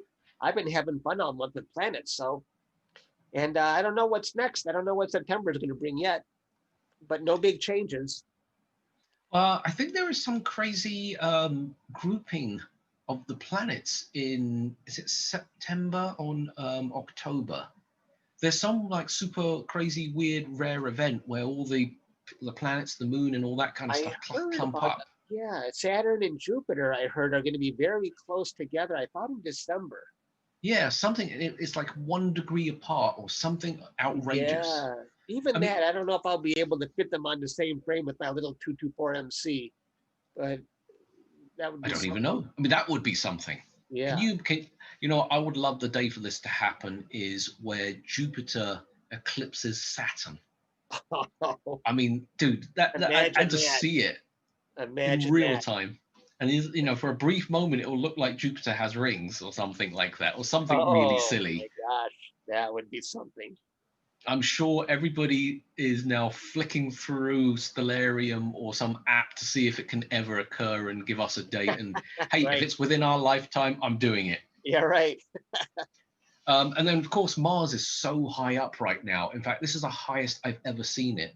Like it's like for us, I think it's like 50, 60 degrees Yeah, yeah, up there. I mean, it's high. right. It's easy to capture. I got up at 4 in the morning to capture recently, but yeah, definitely it's getting brighter each day. Okay, so quick question here is, how much are light pollution filters useful for your type of work? Well, I mostly like using narrowband, so that really cancels out the light pollution for me. So I haven't done much with Optolong L Pro or a CLS filter this year. But my light pollution is severe, especially with the neighbors that I'm surrounded with using their fog lights. So it amplifies it. So, I mean, for me, I have to keep my exposures very, very short. And that's how I deal with it. Very short and lots of exposures. I think that this is one of these things that people, it's an over expectation of what a light pollution filter can actually do for you. And more often than not, I always tell people, if you're living inside of a city like Hollywood, which is nothing but lights anyway, just do narrowband. I know that you guys want to do color images and one shot and this, that, and the other, but all you're doing is adding more stress and complication to your setup. And the only way to really get around it is just shoot narrowband and be done with it. Yeah, this year is what I've been focusing on, just narrowband. I have done galaxies in the past, but I really do enjoy narrowband. So, do you ever go out to dark sky sites? No, I'm a bit lazy when it comes to that because I set up my rigs so that they're permanent. I roll them in and out of the garage, and to have to disassemble everything, put it in my car, and go somewhere. Nah, not for me. Although I love the idea of it, but I'm just too lazy. Yeah, I got to admit, I mean, I'm supposed to go out tonight. I think I don't know where we're going because the guys wants to test out some stuff. I'm half minded right now because it's like, oh my god, it means I got to tear apart this, bring that, drag that. Too much, too much. Yep. All right, guys. Chuck, I really do appreciate you coming on this and doing this talk. Hopefully, we're going to see more of you in the near future because I believe you're taking a break from everything for a while. Is that true? I've taken a break from processing deep sky. I just sort of had a mental block sitting at my desk and going through gobs of data. I love using the equipment and capturing, but I'm not the artist type who likes to make those pretty pictures, even though I've been doing it for years. Right. But I just love capturing in the live experience lately. Right. So, Yeah. but I'll get back into it eventually. I'm Yeah. just not a person who likes to sit at the desk and process right Yeah, I now. know. Get stuck there. I know it feels like work. It really does. So, if you want to get in touch with Chuck or check out any of his videos, of course, have you still got that YouTube page up? Let's quickly flash that up on the screen share. Oh, sure. How do we do this again? Yep. Share. So if you guys haven't already, check out Chuck's Astrophotography. Just do a Google YouTube search on it. It's very, very simple. Some of the videos that he has on his YouTube page are absolutely hysterical. I've seen quite a few of them. And of course, those people out there who do regularly watch your stuff, I know how much they appreciate you. I know one particular guy was doing solar animations and he didn't really know how to do them in his own way. He had his own way of doing it, but he waited for your video to come out. Oh, Mac. Yeah, he Yes. wanted to know how to do a solar time lapse. I told him, you know what? I'll make a video on that. So I think he's watching, hopefully. I did see him earlier on in the morning, but Mac it's the Murdoch. weekend for him, so he's Yep. probably fallen asleep again. All right. Again, I really do appreciate you for doing this, and hopefully you'll probably come back again sometime Yes. in the future, but we'll go from there. So again, everybody, this is Chuck from Chuck's Astrophotography. Check out his YouTube page, subscribe, and Chuck, I know you've got to get out the door before you get pulled out of there by your ears. Thanks for So inviting me, Simon. I had a lot of fun today.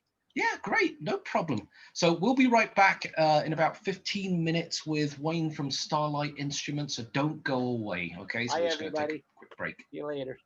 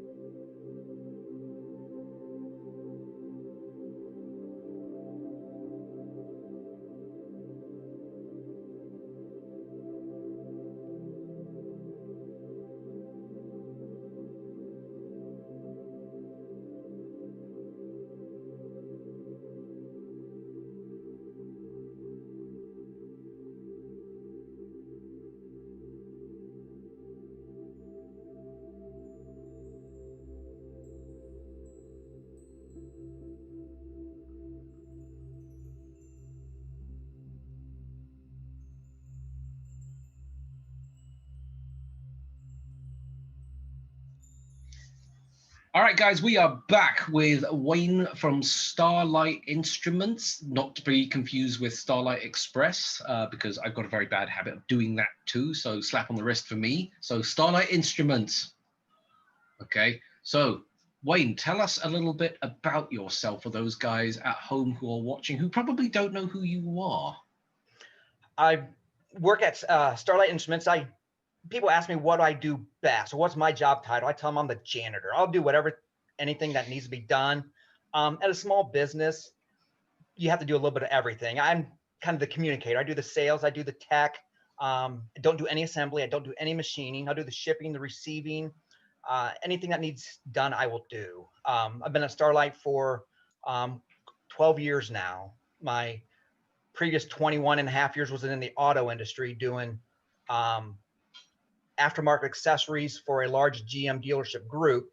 So I took that mentality of working with vendors into Starlight. Now we work with OEM and distributors. So understanding how the consumers and the resellers work. Now I took that information and can communicate better with the dealer network now.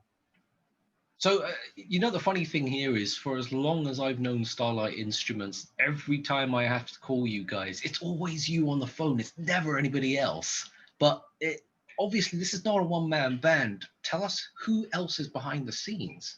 The owner's name is John Joseph. He bought Starlight in 2007 from the original founder, Detlef Werner Schmidt, who designed the product outside of Chicago in this area in Schaumburg, Illinois. Werner developed a product for himself. He's an engineer. I think it was Motorola where his background was. And his local astronomy club seen what he was doing and seen what he had. So he started selling them. Next thing you know, it steamrolled downhill and he couldn't keep up with the demand. So he went to John in like late 2006, early 2007 and told him, I got two options. I'm either going to close the business or sell you the business. At that point, Starlight didn't even exist, or we didn't exist. We were a machine shop and we machined parts for him. Right. So in June of 2007, John actually bought the business Starlight Instruments. It was Starlight Instruments INC. Now it's Starlight Instruments LLC. So if you have a 2-inch focuser and you want to know the date, if it says INC, it's pre-2007. So John's the owner. He's a machinist by trade. He will take a part and make it better, make it shinier, make tweaks to it to make it perform better. Then we have Chad. Chad is our lead machinist, writes all of our programs, does the majority of our machine setups. We have a gentleman named Dietrich who does machining and will do assembling. So he kind of floats back and forth between the departments. Josh is our lead assembler. Eddie is our gentleman's been with us for like 14 years. So he's like 2 years longer than I am. He's semi-retired, but he works for us a couple days a week.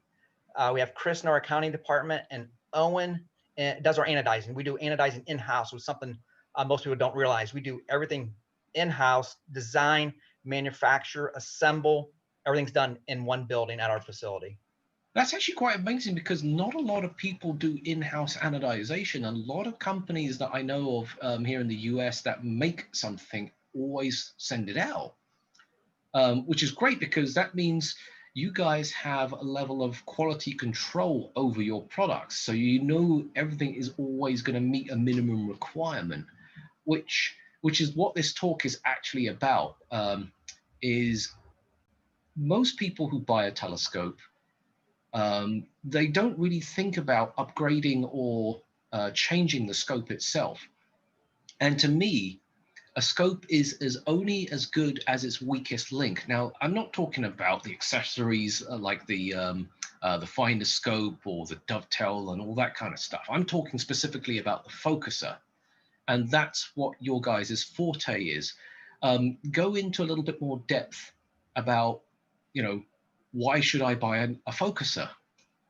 You take like an SCT, for instance. They come with a single speed focuser. So if you want to do any type of imaging, one, how do you attach a motor drive or electronics to a single speed focuser and get fine resolution? You can't, or it's not easy. So on an SCT, our microfocusers is a great cost-effective little upgrade where you go from a single speed to a dual speed. With that, with our tight tolerances we hold, we can help reduce some of your image shift. With a stock focuser, you're hooked right to the mirror shaft. So when the mirror's moving or you have vibrations, you have movement. So it's real hard to do astrophotography with a standard focuser on an SCT. Then you take a telescope in, say, the 120 to 130 millimeter range. Most of the stock focusers are set to lift 3 to 5 pounds at the most. You take a medium-sized camera, you take some other accessories, off-axis guider, filter wheels, you can get 15 pounds pretty easy. I got an email on Thursday from a guy who said, I want to upgrade to your focuser, but it has to lift 20 pounds. It's that very heavy image train where no stock focuser can lift that kind of weight. And for as a lot of the import manufacturers of telescopes, where's their weakest? Where can they save money? It's not how do you improve something? How can you make it cheaper? Well, they cut production in the focuser, which is good for us. Right. But unfortunately, it's bad for the consumer because now they just spent $3,000 to $5,000 on a telescope. Now they found out they got to invest another $800 to $1,000 on a higher quality focuser. If it came as an OEM standard, they may have been able to save $400 or $500.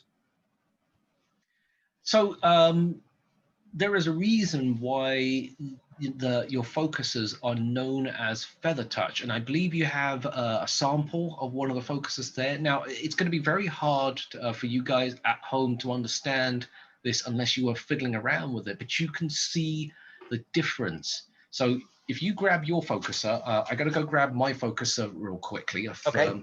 It was close by, and I just realized when I walked into the other room, I didn't pick it back up. So give me 1 second. Let me go grab it. Okay.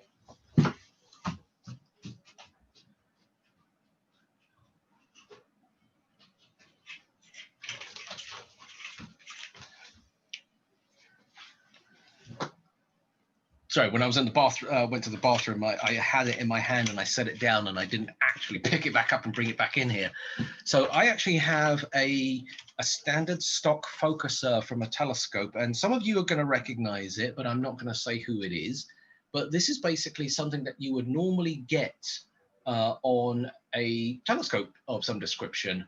It's a standard rack and pinion Crayford focuser or whatever the case may be. This particular one, I think it's a Crayford. Yes, it's a Crayford focuser.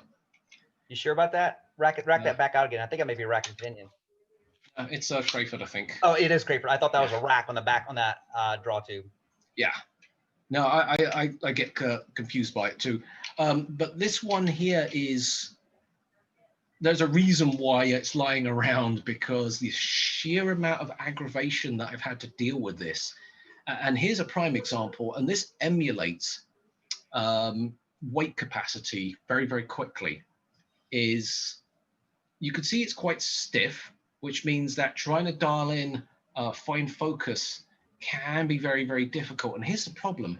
When I release all of this stuff, it just slips and falls all over the place. And I end up having to tweak with all of this stuff to try and get it in place before it even moves. I'm turning this, just so you can see this. You can see that I'm trying to turn this and it's not moving. So I have to start really futzing with this before it starts to move. And this is a prime example of, I would say, it's not a terrible focuser, but it could be better. So where's your little sample? At my sample right here.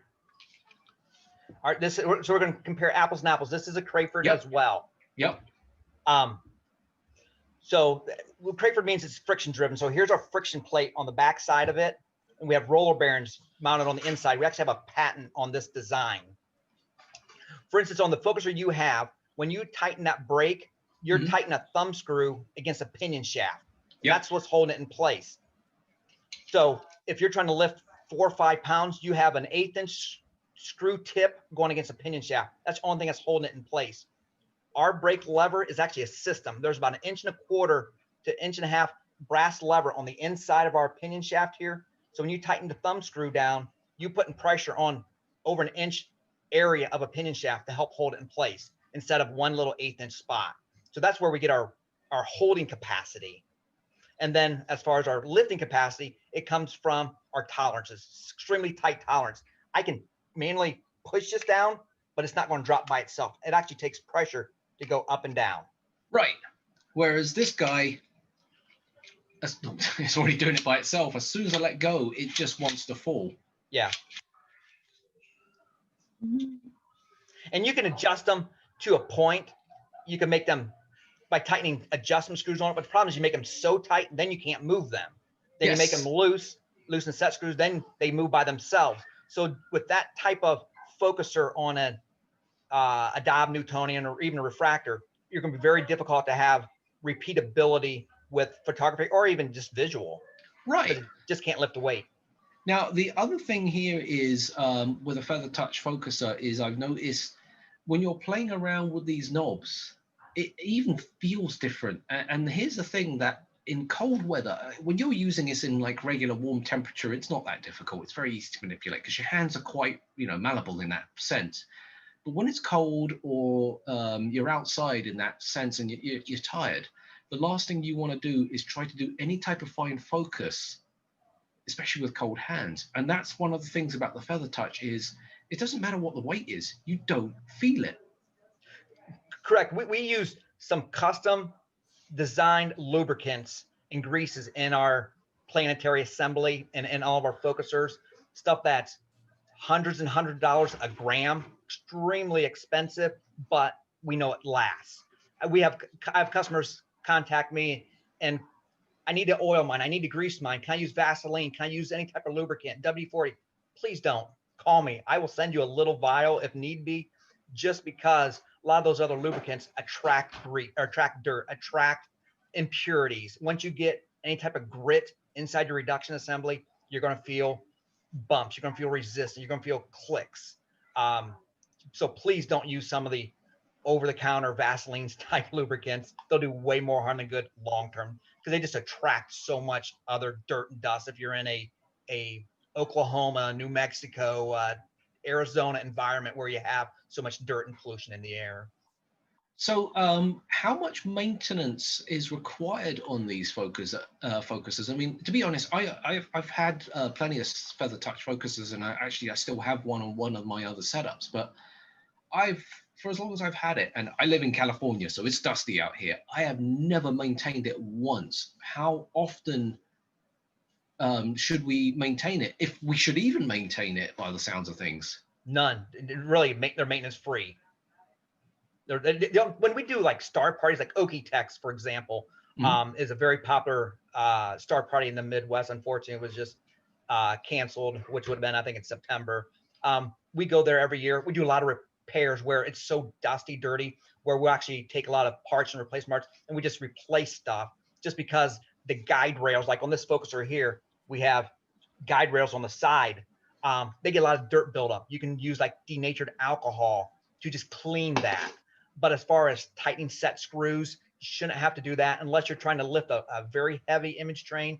And then you can always contact us and I'll give you some pointers on what to adjust. And our adjustments are 1 to 2 degrees at a time, not a quarter of a turn. They're very, very small. It doesn't take much because our tolerances are so tight. So go through the different types of focusers that you guys manufacture, because it's not just, stuff like this. I mean, you obviously have rack and pinion as well. Sure. This is our 2-inch Crayford focuser.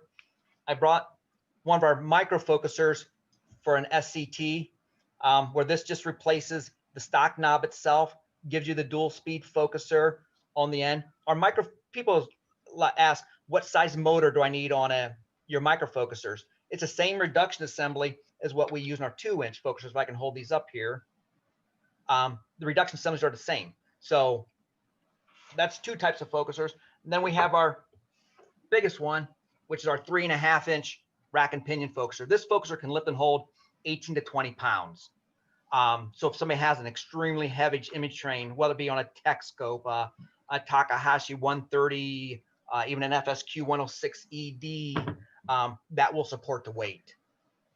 So here's another good thing about your focusers is you have your standard 2-inch size compression ring, but you guys go one step further. You even have adapters and fittings specifically for all threaded systems. So there are no compression rings, so there's no sag, no nothing.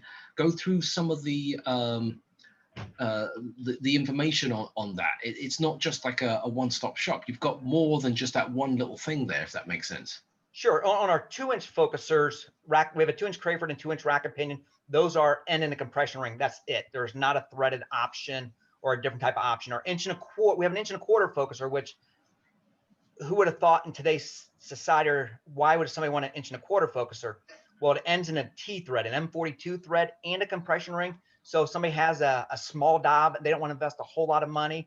The 50 millimeter it's a great addition. The 6 1/8 inch RC, the small Meade 8s, Celestron 8s, our 1.25 inch focusers work very well on those, and they don't take up much back focus, so they're short. Then we go to our rack and pinion focusers.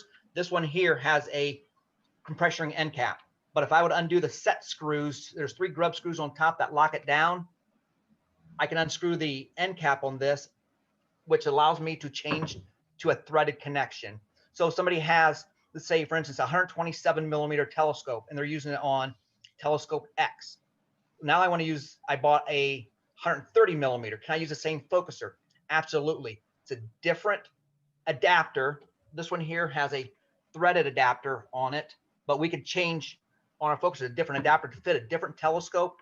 In turn, if they're going from a 65 threaded reducer to a 72 or a 92 or an astrophysics threaded reducer, we can change the end cap as well. So their same $1,000 investment, within $300, they can use that same focuser on a whole complete new telescope and change the adapter and the end cap out. So when people want to upgrade, it's a huge investment if they spend a $3,000, $4,000 on a telescope, but they can use that focuser 10 plus years without any issues and switch out different accessories to allow it to work on multiple different telescopes. Right, and all they have to do is get the adapter for the particular scope, with barring any other minor limitations here and there. Obviously, you can't necessarily put a 3-inch gigantic focuser on a tiny little ATED or something like that. You know, you have to have some level of common sense there.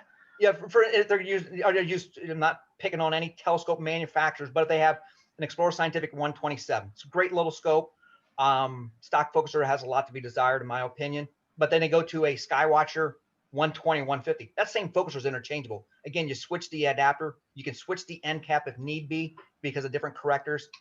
So for about $300, you're reusing your $1,000 investment on a completely new scope. I mean, we're not really pegging anybody, but I mean, Scott Roberts himself will even turn around and say that part of having the scope is you're growing with it, and more often than not, I mean, even Scott would recommend using a Starlight instruments focuser anyway. Sure. But more often than not, people run off and buy things that, to me, is like, dude, you just skipped something about your scope. I know you just spent $2 grand, $3 grand, $4 grand, whatever you spent on there. Instead of blowing a ton of money on this thing that may or may not help you in the long run, grab and change out the focuser first. And to me, that is the biggest investment. It's the first thing I think about when I stare at my scope and like, I need to get a better focuser already. It's just an instinct that I have by default now. So majority of the times, I will just go gravitating towards the Feather Touch because, like I said, I've actually got one lying around that has been on the back of multiple scopes. Sure. I at NEAF a couple of years ago at the Northeast Astronomy Forum, I had a guy in our booth ask and telling us he's got our focuser on a Tech 140, was wanting some guidance on the mount, on the camera. And through his whole story, he had over $20,000 of equipment sitting in his garage. He was scared to put it together. He bought too much and didn't know what to do. He didn't start small. Another customer overheard the conversation. He said, I have that same scope. He's like, what mount do you have? He said the mount. He's like, I have the same mount. He's like, where do you live at? They were within an hour of each other. He's like, let's set an appointment. I will come to your house. I will get you up and running. So I followed that communications with them. They got up and running. But start small. Don't try to switch the focuser, switch the camera, switch the filter wheel, switch the guider, switch everything, because it's information overload. You're going to confuse yourself one thing at a time. Once you are have that down pat, you understand all the nuances of it, go to the next step. Don't try to change 3, 4 things at one time. You're just going to be such a learning curve. Exactly. You're going to frustrate yourself. It's funny because that's what me and Chuck and the rest of the audience watching at home, that's what we were basically discussing, because I played one of his videos that demonstrates just that. It's like he's just got a room full of junk that he doesn't use, doesn't know what it's for, didn't even know he bought it half the time. Yep. So I totally know the feeling. So I know everybody on the live chat is asking me about motorizing the focuser. I knew that was going to happen, and I'm not ignoring you guys. We're getting to that point, but we will get to it in just 1 second. There is still a couple of things that we still need to cover with the focusers, so just bear with us, okay? We will get to that part. So Wayne, if you want to share your screen, and let's go to the website real quick now. And hopefully your webcam doesn't disconnect. I know we're having some minor tweaking issues with that, but we'll worry about that if it disconnects. So if you want to click on screen share.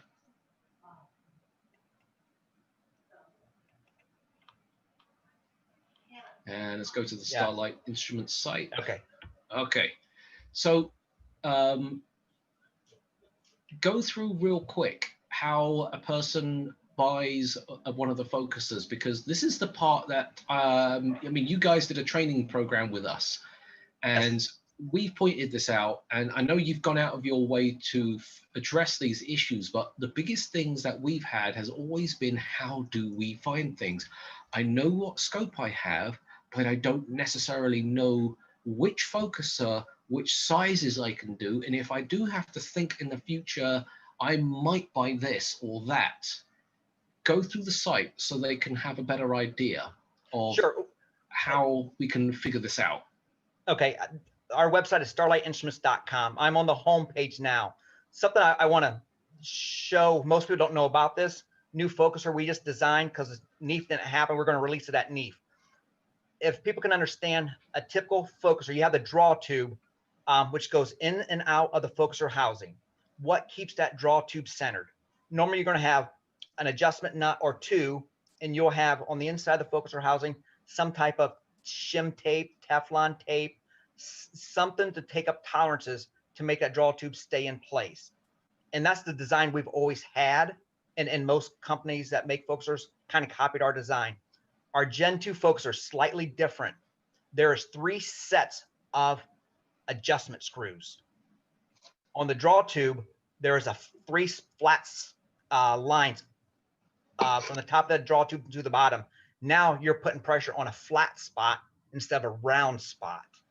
So back to your motor information, you're putting a set screw into a round reduction pin. Sometimes you can have slipping, but now you're putting pressure on flat spots. So this focuser setup with what we call our posi drive motor can lift and hold 56 pounds. It can lift more. We don't have 56 pounds of actually weighted weights at our facility. So if somebody has a real heavy image train, this is the system to go with. We're migrating a whole new line of, it's called our Gen 2 for Generation 2 focusers, which has the flats on the draw tube and the 3 sets of set screws for any type of adjustments need be. Instead of trying to put pressure on a typical focuser, you have a set screw up top here and one below our adapter ring, which customers a lot of times don't even know it's there because it's hidden. So they try to tighten one set screw here. Now they put more pressure in one spot than everything else, and it just messes everything up.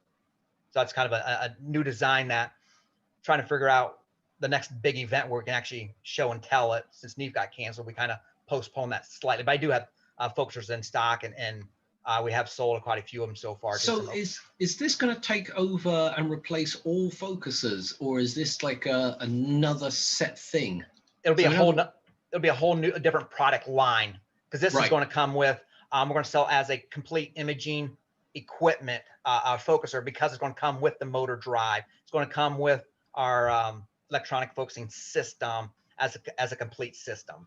Okay, I mean, we'll go into the electronic focusing in a moment, because otherwise we'll be jumping around too much. Yep. But again, just going back to this, so if this is going to be a new product line, because I need to remember this too.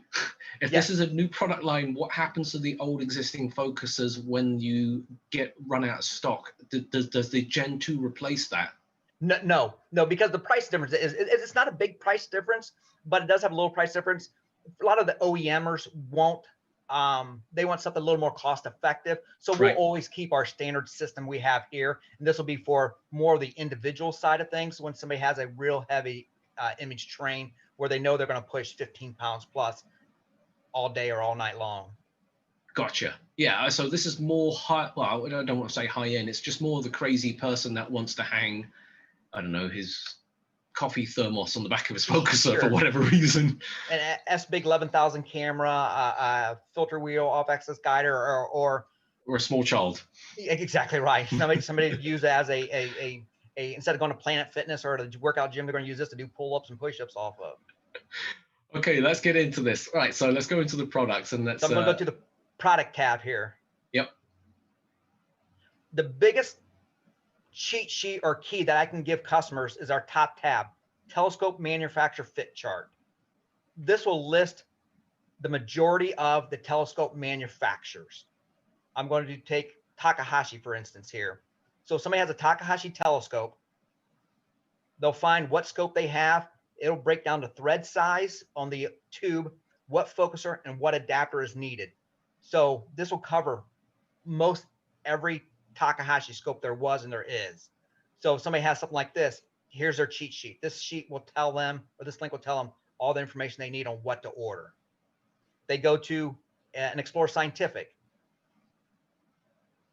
Same type of setup. Explorer Scientific makes it a little more difficult because they have different size tubes for the migrations, where they have carbon, aluminum with sliding dew shield, without sliding dew shield. They all use different tubes. So this is all the information here as well. So Now, this makes I'm going to point this out. So I noticed that the focuser is almost exactly the same across the board, which just drives back home to the point is when you buy just the focuser, don't think that you are stuck with that focuser for that scope. You can, when you upgrade, go to something else. And if you look through this matrix, the chances are FTF 3035B will probably work on XYZ scope. So again, I want people to understand that at home, that this is not a buy it once and you've got to go buy another one if you get another scope. It can be used on other scopes.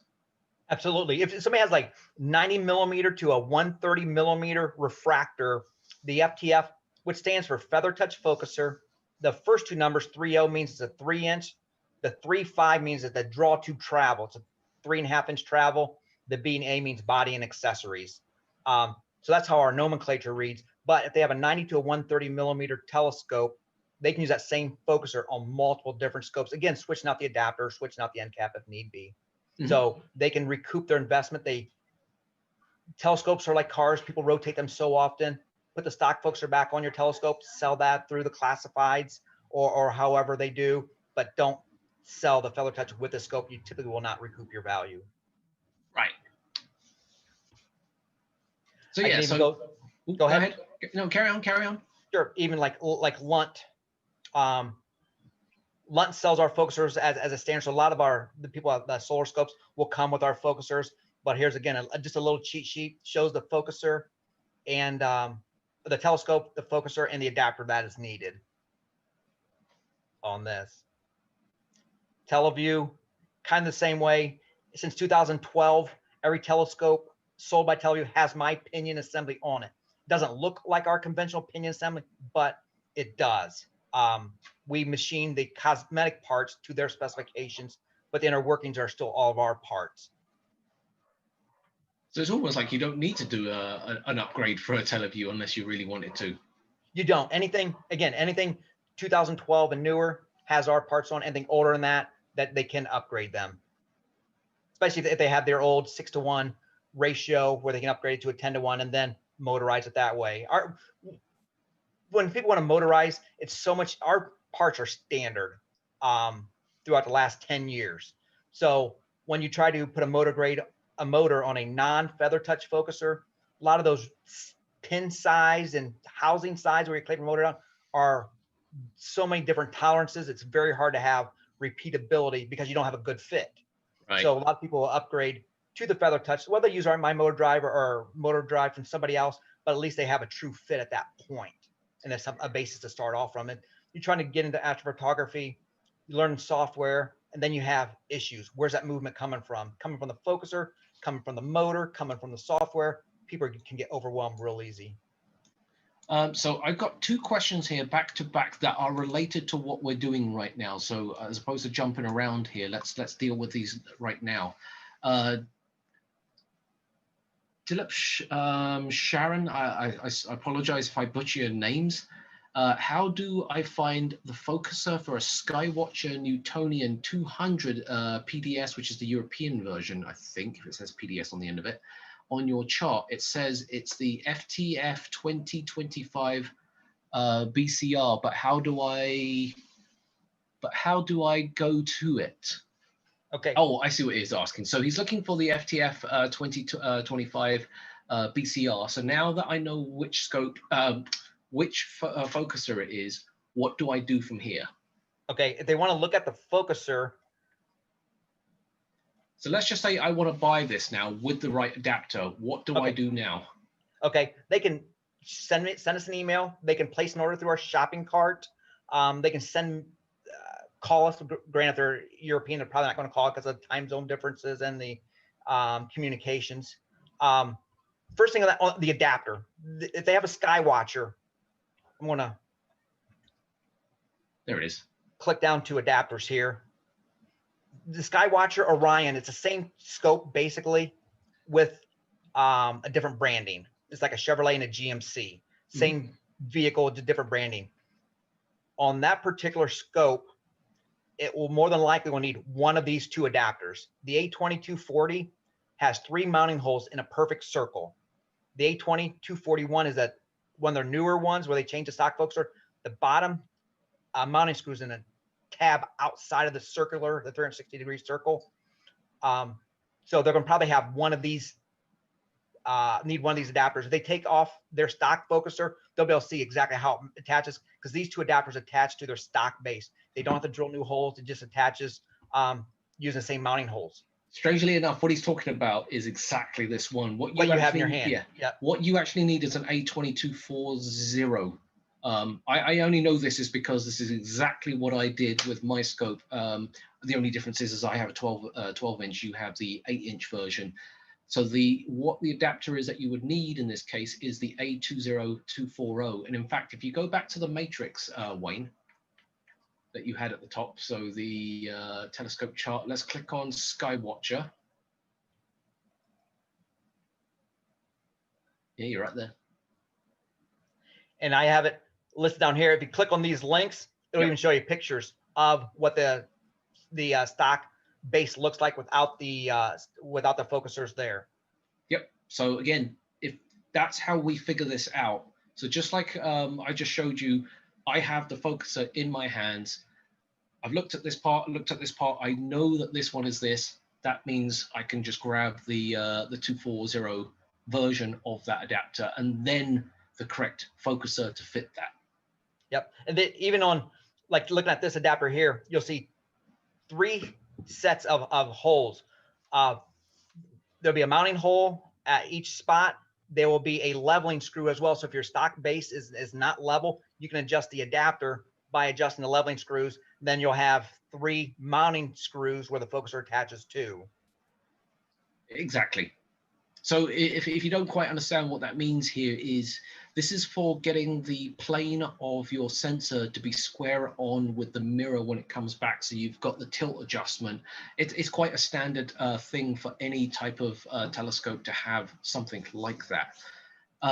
So now the next related question is, what would you recommend for the Comet Hunter from Explorer Scientific or their 8-inch carbon fiber astrograph? So let's do that. Let's go go through the matrix. I want to click on, well, I'm going to cheat a little bit. I'm going to click on adapters. I'm going to click on 2-inch. I don't, some of the smaller scopes like that, I don't list them on the matrix. Right. Because there's so many different variations and migrations of that. But I'm going to scroll on the 2-inch adapters.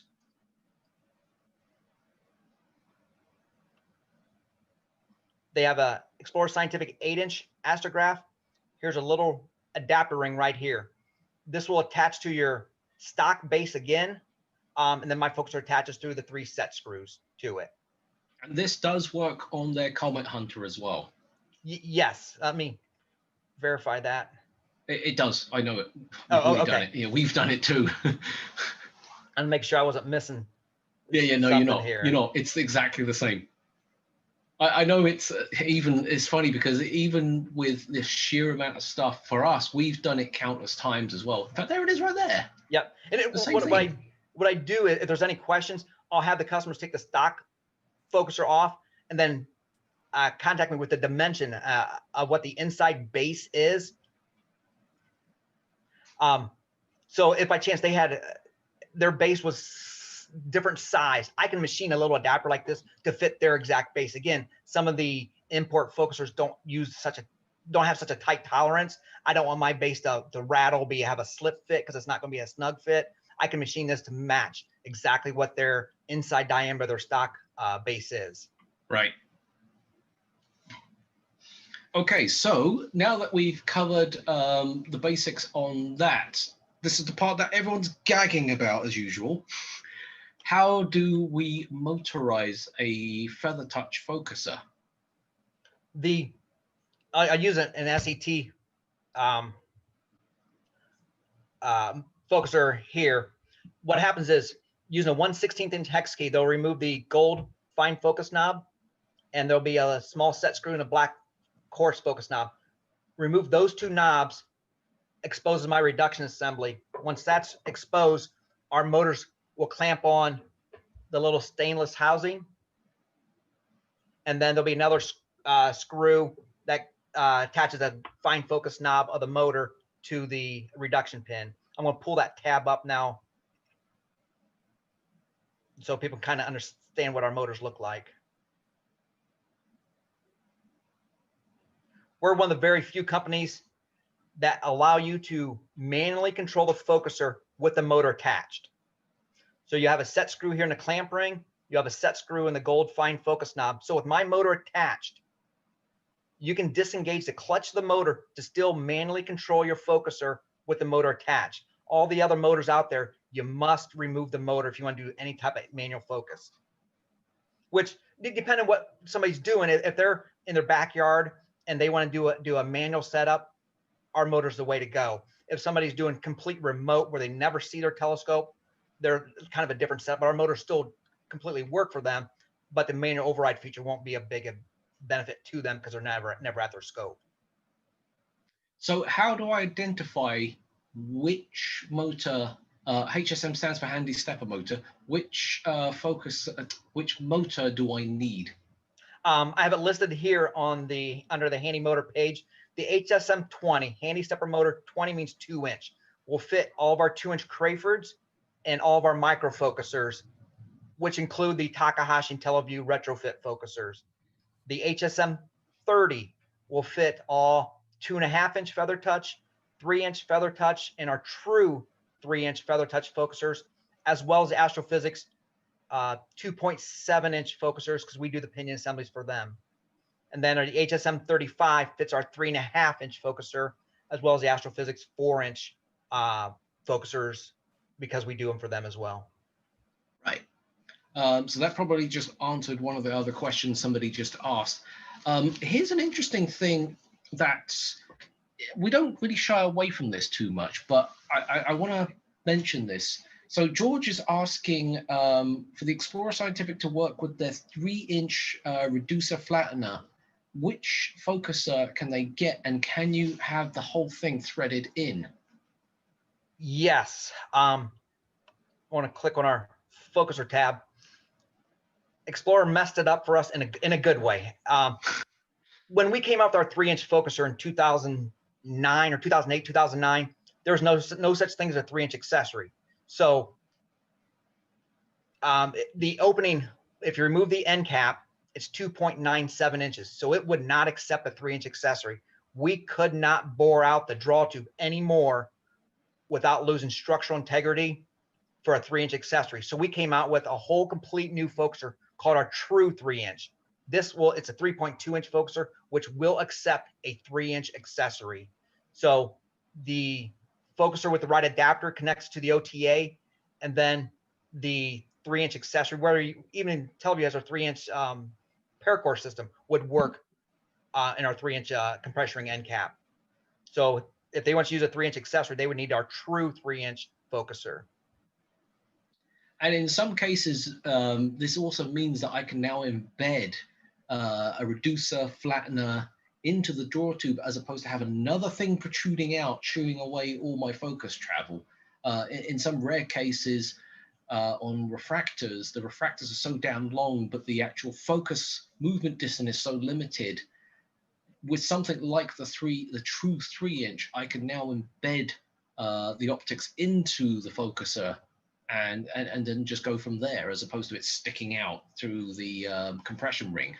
Sure, and any type of setup, my goal is to eliminate parts. The more parts you have, the more variables you have. And then if you have a variable, again, where's your slip? Where's your movement coming from? So if we can decrease the amount of overall components, the more rigid or more sturdy the image train will be, the better photography or visual experience they will have, because there's less frustration involved there. They don't have to troubleshoot where's the movement or where's the slip coming from. Now, this is one thing I liked about Starlight Instruments, is when I was, with all the times that I've been working with you guys in the last 3 years, is you're listening to the customers, you're listening to the clients, and you're listening to us, the vendors. The biggest thing I think I remember people asking was, how on earth do I motorize a Red Cat? Red Cat, and okay. You guys solved it. We did. I'm going to click on our tab that says New Product Releases. We came out with the big part of our new product releases come from feedback from customers, from dealers, emails. I have this. You ever thought of this? I had a video chat with a group. The first question as we were winding up the meeting, what is new that I don't know about? And this was in February. This was way before COVID-19 hit. And two of the guys, the 9 that was involved, said the Red Cat. I said, what's a Red Cat? I have no idea. So through doing some research, okay, I know what it is. I was fortunate enough to get my hands on one. William Yang from William Optics sent me, or we bought one from him for us to do the design for this. It has a helical focuser. So it's a great little cost-effective, whether you use a guide scope or spotting scope, but you can't control it motorized through a motor or any type of software. So we designed a L bracket, comes off the top of the telescope, which contains one of our handy motors with a pulley and a belt system that goes around the helical focuser. Now you can control it through software. And I have, I don't know if you can see it here, one of the motors right here. And you kind of see where the pulley attaches to. Yep. So again, a lot of, if somebody has as busy we are, it's hard for us to create a need. So we take a lot of feedback from customers and work, whether it be a custom part, we try for something, and you know what, we get positive feedback. Okay, let's see if there's a bigger need or demand, whether it be US, whether it be internationally, just through communications. I don't have all the answers. I've been blessed to build up relationships with Simon, like you, with other people that have answers, that have ideas that we can take into an actual product. Yeah, and the thing here is, as though you guys addressed this in such a brilliant way and did it really quickly, because there was no possibility to do anything for a motorizer. You had to physically be there in order to operate this, and these things, the Red Cats sold incredibly well. So for those of you who shop with us already, just so you guys know, we do have these in stock. They are ready to go out the door. There is 0 wait time. We have them in stock. So this is not something that you order and hope that they create and build one for you, and 5 months down the line it's too late. No, we've got these in stock ready to fly out the door. To go back on the customer feedback, this was design number 2. Our first design, we had the motor off to the side of it. We sent it out for some beta testing. The first feedback we got is the scope is so weight sensitive, you can't put it on the side. I think you're gonna have some bouncing issues. You need to redesign your bracket to go up top. So what we did, we just redesigned a back bracket to go up top instead of off to the side, because we took their feedback. And then we had another guy said, you got to come up top. You can't come off to the side. So we end up doing, again, took that feedback and just built a motor, designed it to go up top so it's not weight sensitive. So how do we control these motor focusers, not just specifically the Red Cat, but any of the motor focusers, stuff like power and all that stuff? I'm going to click on our electronic focusing kit tab. And then I'm going to click on this is our newest electronic focusing system. Starlight Instruments EFS means electronic focusing system. We're not creative on names or anything. We just make it simple. This is a great cost-effective little system. It comes standard with the hub, with the hand control, the cables, all the drivers, ASCOM compliant for $265. And then you add your motor to it, whether the motor for the Red Cat or whether it be one of our standard handy motors for our focusers. So for $600 for a conventional setup, you can do software. Red Cat motors a little bit cheaper because there's doesn't have the fine focus knob, so that's only $265. So in that case, it's $530 to do a setup for that. But all those motors still have the availability to manually control them by disengaging the clutch by turning the end of the motor housing 180 degrees. So basically, you can't just buy the motor, you also have to get the control box, essentially. That is correct. It's one of those things. I know some of the newer motors are out there that are a motor only. I understand cabling is a huge issue, but we're not at that point yet to make that change. Or that would probably be a project in the next early 2021 we will tackle. But for right now, for repeatability, I feel much more confident in having an actual control box instead of trying to put so many cables or have the circuit board do so many different things. You end up failing on a lot of them just because it's trying to do too many things. Well, it'd be a power supply. One thing customers need to understand, if they're running too much power, they're going to burn something up long term. If you're trying to run one of my motors through a Pegasus setup, yes, it can do it. Will it do it long term? It will not. You're running too much power. You're doubling your power supply to it. You will burn my circuit board up. Okay. So that's the answer to that one. Yep. Somebody's asking, can I use the controller I purchased via Star Arizona to control the focus motor? Yes and no. And I should say no. And here's why. I'm going to back up one page. We have 3 different systems. The MicroTouch is our first system I'm going to show. This is an all-in-one system where the hub hand control is one system. It's a little bulky box. The benefit of this, it's a one-size-fits-all. There is no changes, no different. You can't add anything to it. The problem with this is it uses one of our square box motors, which is a unipolar motor. All of our handy motors are bipolar. So the software on the Starzona MicroTouch kits will not run our handy motors of any sort because they are bipolar motors.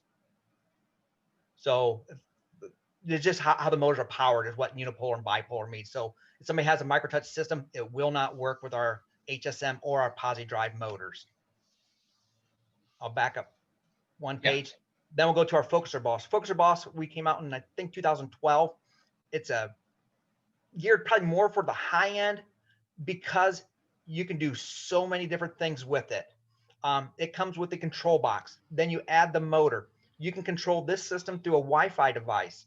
So if you have a smart pad or a smartphone or a tablet, you can control it. If in that case, the hand controllers are somewhat not as needed because you pull out your phone. But the biggest advantage this has, it can control 2 focusers at the same time. So I'm going to point this out. This is where the one time for some of you is where a external box actually has an advantage over having 2 focusers with built-in stuff. So you remember Chuck was talking about his USB hub issue where he had hub on top of a hub and so forth and so on. This is the great part about where the Focus Boss comes in. And I can say this because I was using this in this fashion. You have 2 focusers plugged in. And I don't mean 2 separate running rigs. I'm talking one rig. So I have an SET and I have another scope piggyback, whether it be a guide scope or whatever. And I had focuser motor on that, focuser motor on that. Connecting it through the Focus Boss 2, it meant that everything goes into one box and then one wire comes back out, as opposed to having two sets of power coming out, two wires coming out, and then trying to figure out how the hell I'm going to get all of this back to my desk inside the house.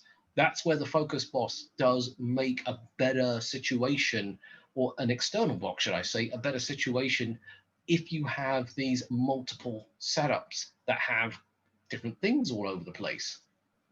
Sure. The other advantage coming on for the software side, not so much a cabling side. If you have a refractor, your steps, I'll use round numbers, are going to be from 0 to 10,000. And you have an SCT, your steps are 0 to 999,000. If you have to motorize both of them, you're going to have to clear, if you use one laptop, you're going to have to clear out your presets when you switch back and forth. What the Focuser Boss with the second input does is you don't have to clear those presets out. You don't have to worry about changing your presets. Well, if my SET numbers are in there at 999,000, but I'm running my refractor because I forgot to clear out my maximum travel, I'm going to overrun that travel. The motor will keep moving until it reaches that count. In turn, it's going to start stripping gears out or just keep moving. It's going to start compromising something long term. Having two setups, you don't have to worry about that because your SCT will be Focuser 1, your refractor will be Focuser 2. Now you don't have to worry about changing your numbers out each and every time at 2 in the morning. Oh yeah, that's right. You can also do that too. I forgot about that part of the function. I didn't use it like that. That was the funny thing. I genuinely controlled two focusers. Yeah, that's the biggest selling point that I use for the Optec. Whether they have two setups on one rig or two rigs next to each other, if they're want to control them, get one box and just use Focuser 1 for 1, Focuser 2 for 2, and you just toggle back and forth. And that's how you don't makes it cleaner. You don't have to worry about changing your presets. I didn't think of it that way. I honestly didn't. I never used it like that. That's why. So I'm glad I learned something there. So you learned something new today. Exactly. Well, usually I learn something new when I talk to you. Okay, so we've probably got about 5 more minutes left before we run off for a break. Let's just cover some of the other minor products that you guys have while we're here. So I'm not going to cover silly things like end caps and coma correctors, but let's have a look at the collimation stuff real fast. I know a lot of you always have questions about collimation and how this and how that. We're not going to dig into this. We'll do this or we'll save it for another day. But you guys took over Howie Glatter, and now you guys are the people that manufacture Howie Glatter laser collimators. Yes.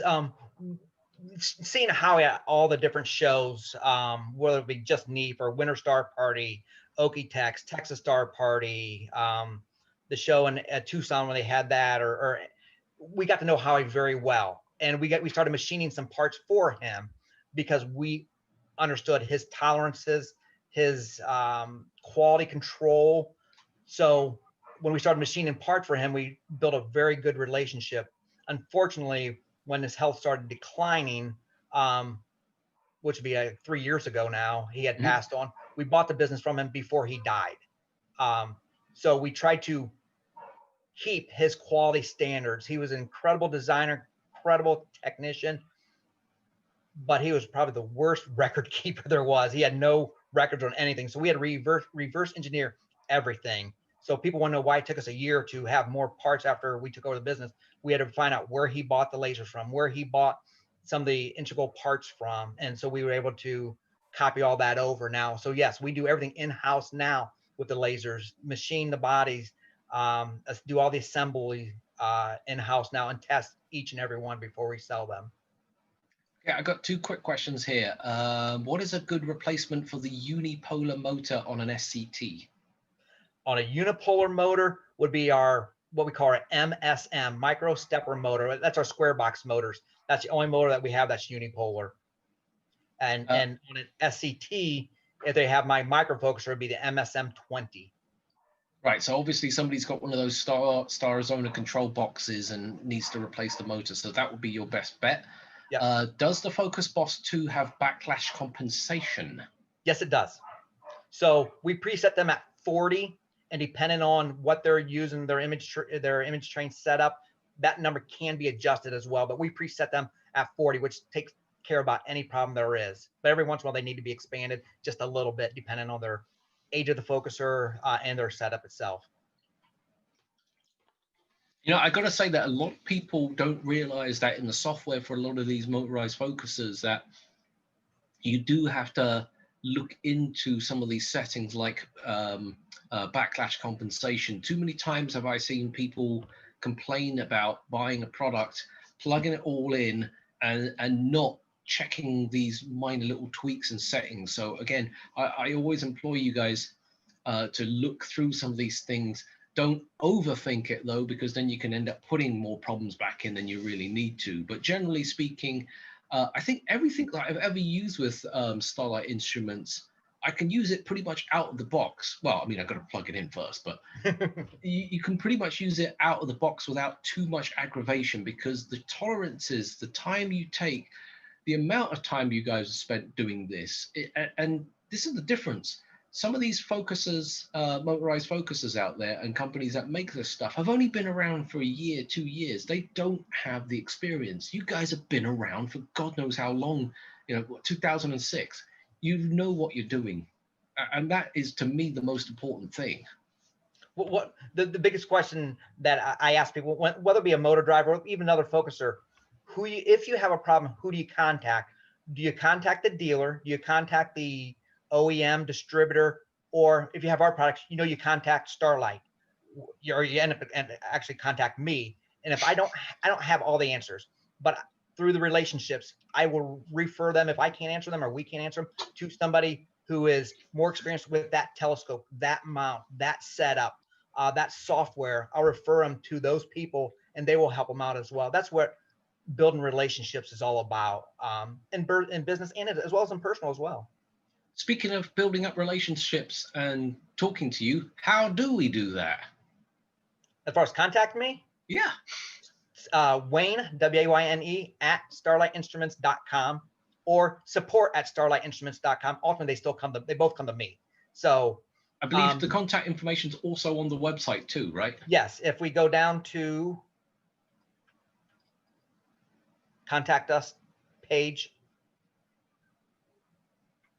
Ta-da! they can find the support@starlightinstruments.com, which ultimately comes to me anyhow.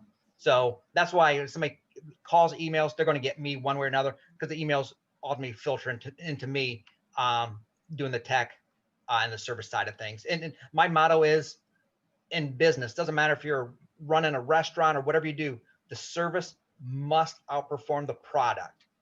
So we have pretty good products, I've been told once or twice. So I have some pretty big shoes to fill to meet those needs for customers. Yeah, I'm not saying this from a sales standpoint or trying to make anybody at home buy this, but by far and wide, out of every focuser that I've ever owned, bought, utilized, used, I think Feather Touch has set the bar for focusers at the end of the day. People don't compare your focusers to anything. People compare their focusers to yours. That's a place that, and it says a lot. And this is a prime example, like when we were talking about with Chuck, is some of these things that you look at in the industry, you look at it, oh my God, how much is this going to cost me? Why is this thing so expensive? These guys over here make it for $200-300 cheaper, whatever. The point being here is you're not paying for the quality, so to speak. You're paying for the service. You're paying for the support. You're paying for the years of experience that has gone into producing such a fantastic product. And this is the thing, you guys have made, set the bar for all of this.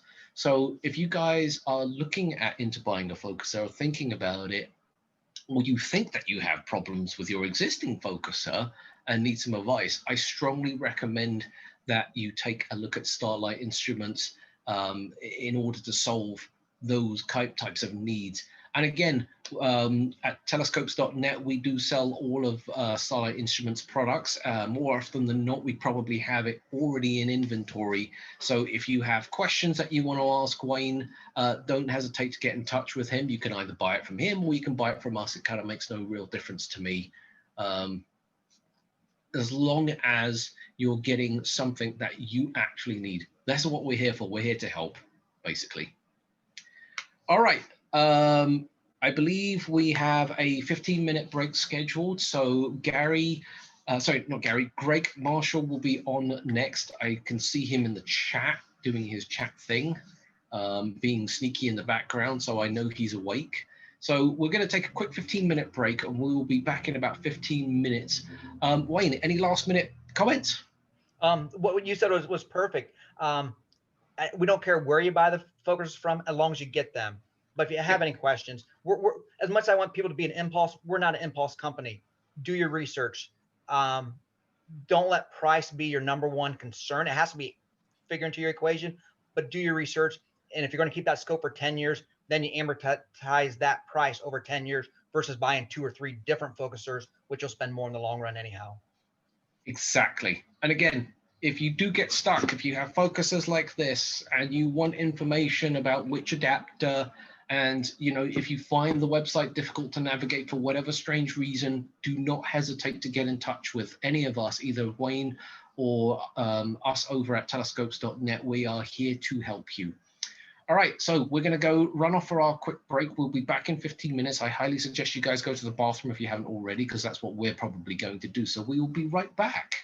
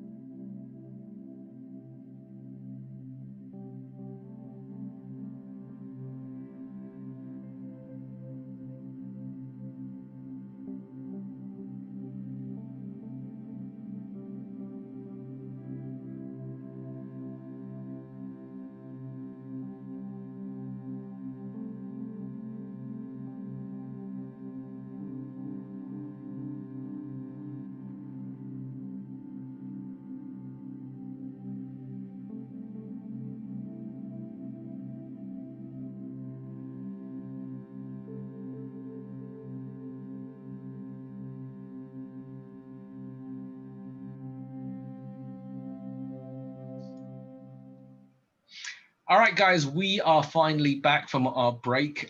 We managed to pry away from his observatory, Greg Marshall, who was introduced to me by Wayne. And Greg showed me a couple of interesting things recently from his observatory. And I thought, you know what, this guy needs to be on one of our live chats, because the experience and the knowledge that this guy has is just second to none. And I thought it would be beneficial for you guys to hear this from somebody who is a programmer, engineer, who does a lot of that kind of stuff, but is also an astronomer, which is the important part. So, Greg, give the introduction about yourself. Hi. So I have been an electronics engineer for most of my life, and most of that was involved in computer graphics and imaging. My last real job was with Xerox, designing controllers for printers and copiers and such. But for the last 10 years, I've just been doing stuff all related to astrophotography. I was involved in what I now call terrestrial photography for most of my life. Tried to be a fine art photographer, and it finally dawned on me that I'm just not that artistic. So I turned to something where I can make better use of my technical skills in astrophotography. And that quickly led to needing things that weren't available on the market, or where there were things that are available, I wasn't happy with them. So I designed my own. And that eventually led to meeting Wayne and the rest of the folks at Feather Touch, and we've been working together since then to bring some of these products to market. So Wayne, tell us, how did you meet Greg and the relationship here? When I want a customer for life. So Greg was actually a customer of ours. Biggest thing I want to know, whether through a phone call, some emails, what do they do? What's their story? Family, kids, work, what do they do? Everybody has their own unique story. So when I got to know a little bit about Greg, we started throwing some ideas back and forth. He flew out from the West Coast to NEAF, and we sat down, had some talks, and he's one of our, does some software for us, or does some work behind the scenes for us. So not only was he a customer, now he's I don't say an employee, but does some background work for us. So getting to know people, if I didn't realize what he did, not knowing the relationship, we would never met this way, but it's worked out very, very well for us. Excellent. Now you, Greg, you have an observatory, which you have this fantastic name for the observatory. So give us a bit of information about that real fast. Yeah, well, I guess probably a lot of people have a little backyard observatory with a roll-off roof. That's what I did. I actually moved where I am now about 10 years ago. And it's just a suburb of Portland, Oregon. So the skies are not very dark, but it's the important thing about this neighborhood is that there's no trees around. We have an open field behind us, so I've got lots of sky coverage. So I built an observatory there, and the door to it is only about 5 feet high. And when I first started using it, every time I went in, it knocked my head on the damn thing, which maybe explains a few things about me. So I decided I needed to put a sign there to remind myself. And if I was going to have a sign there anyway, it might as well be the name of the observatory. So it's Watch Your Head Observatory, or Watch Your Head Observatory. Excellent. Stephen Ramsden is on the live chat. He says, hello, Wayne. Steve, it's always a pleasure. Sorry I missed you at NEAF this year. That's because NEAF didn't even happen this year. Go figure, right? Okay, so let's get into the meat and potatoes of this talk. So we are going to be talking about cable management specifically. This has always been one of these nightmares that I think a lot of people choose not to address. They kind of just tie everything together and just let it dangle off the back and hope for the best. So you run an observatory, of course, and this is what I've noticed is I've gone in and out of countless observatories. I've seen these great big roll-off ones in New Mexico, and the most common thing that I've seen is this massive cabling. And it's crazy because I've always watched these people when they do their setups, that they balance their scopes and do all of this and then connect all the cabling on, not realizing that the cabling itself creates weight and can also unbalance the scope. So this is basically your time here to go through this, to try and address some of these myths. And for those of you who are watching at home, please send in your questions. We will try to answer them as we go through. If I know he's going to answer the question at a later point, I won't do the question, otherwise we'll end up repeating ourselves to death. But don't hesitate to send the questions in. So just get ready with them and then we'll go from there. So Greg, take it away.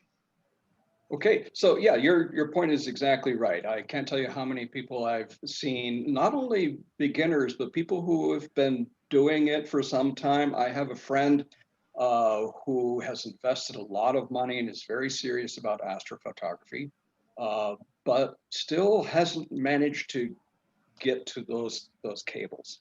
And now you made the point about the cables having weight to them, more weight than you might imagine.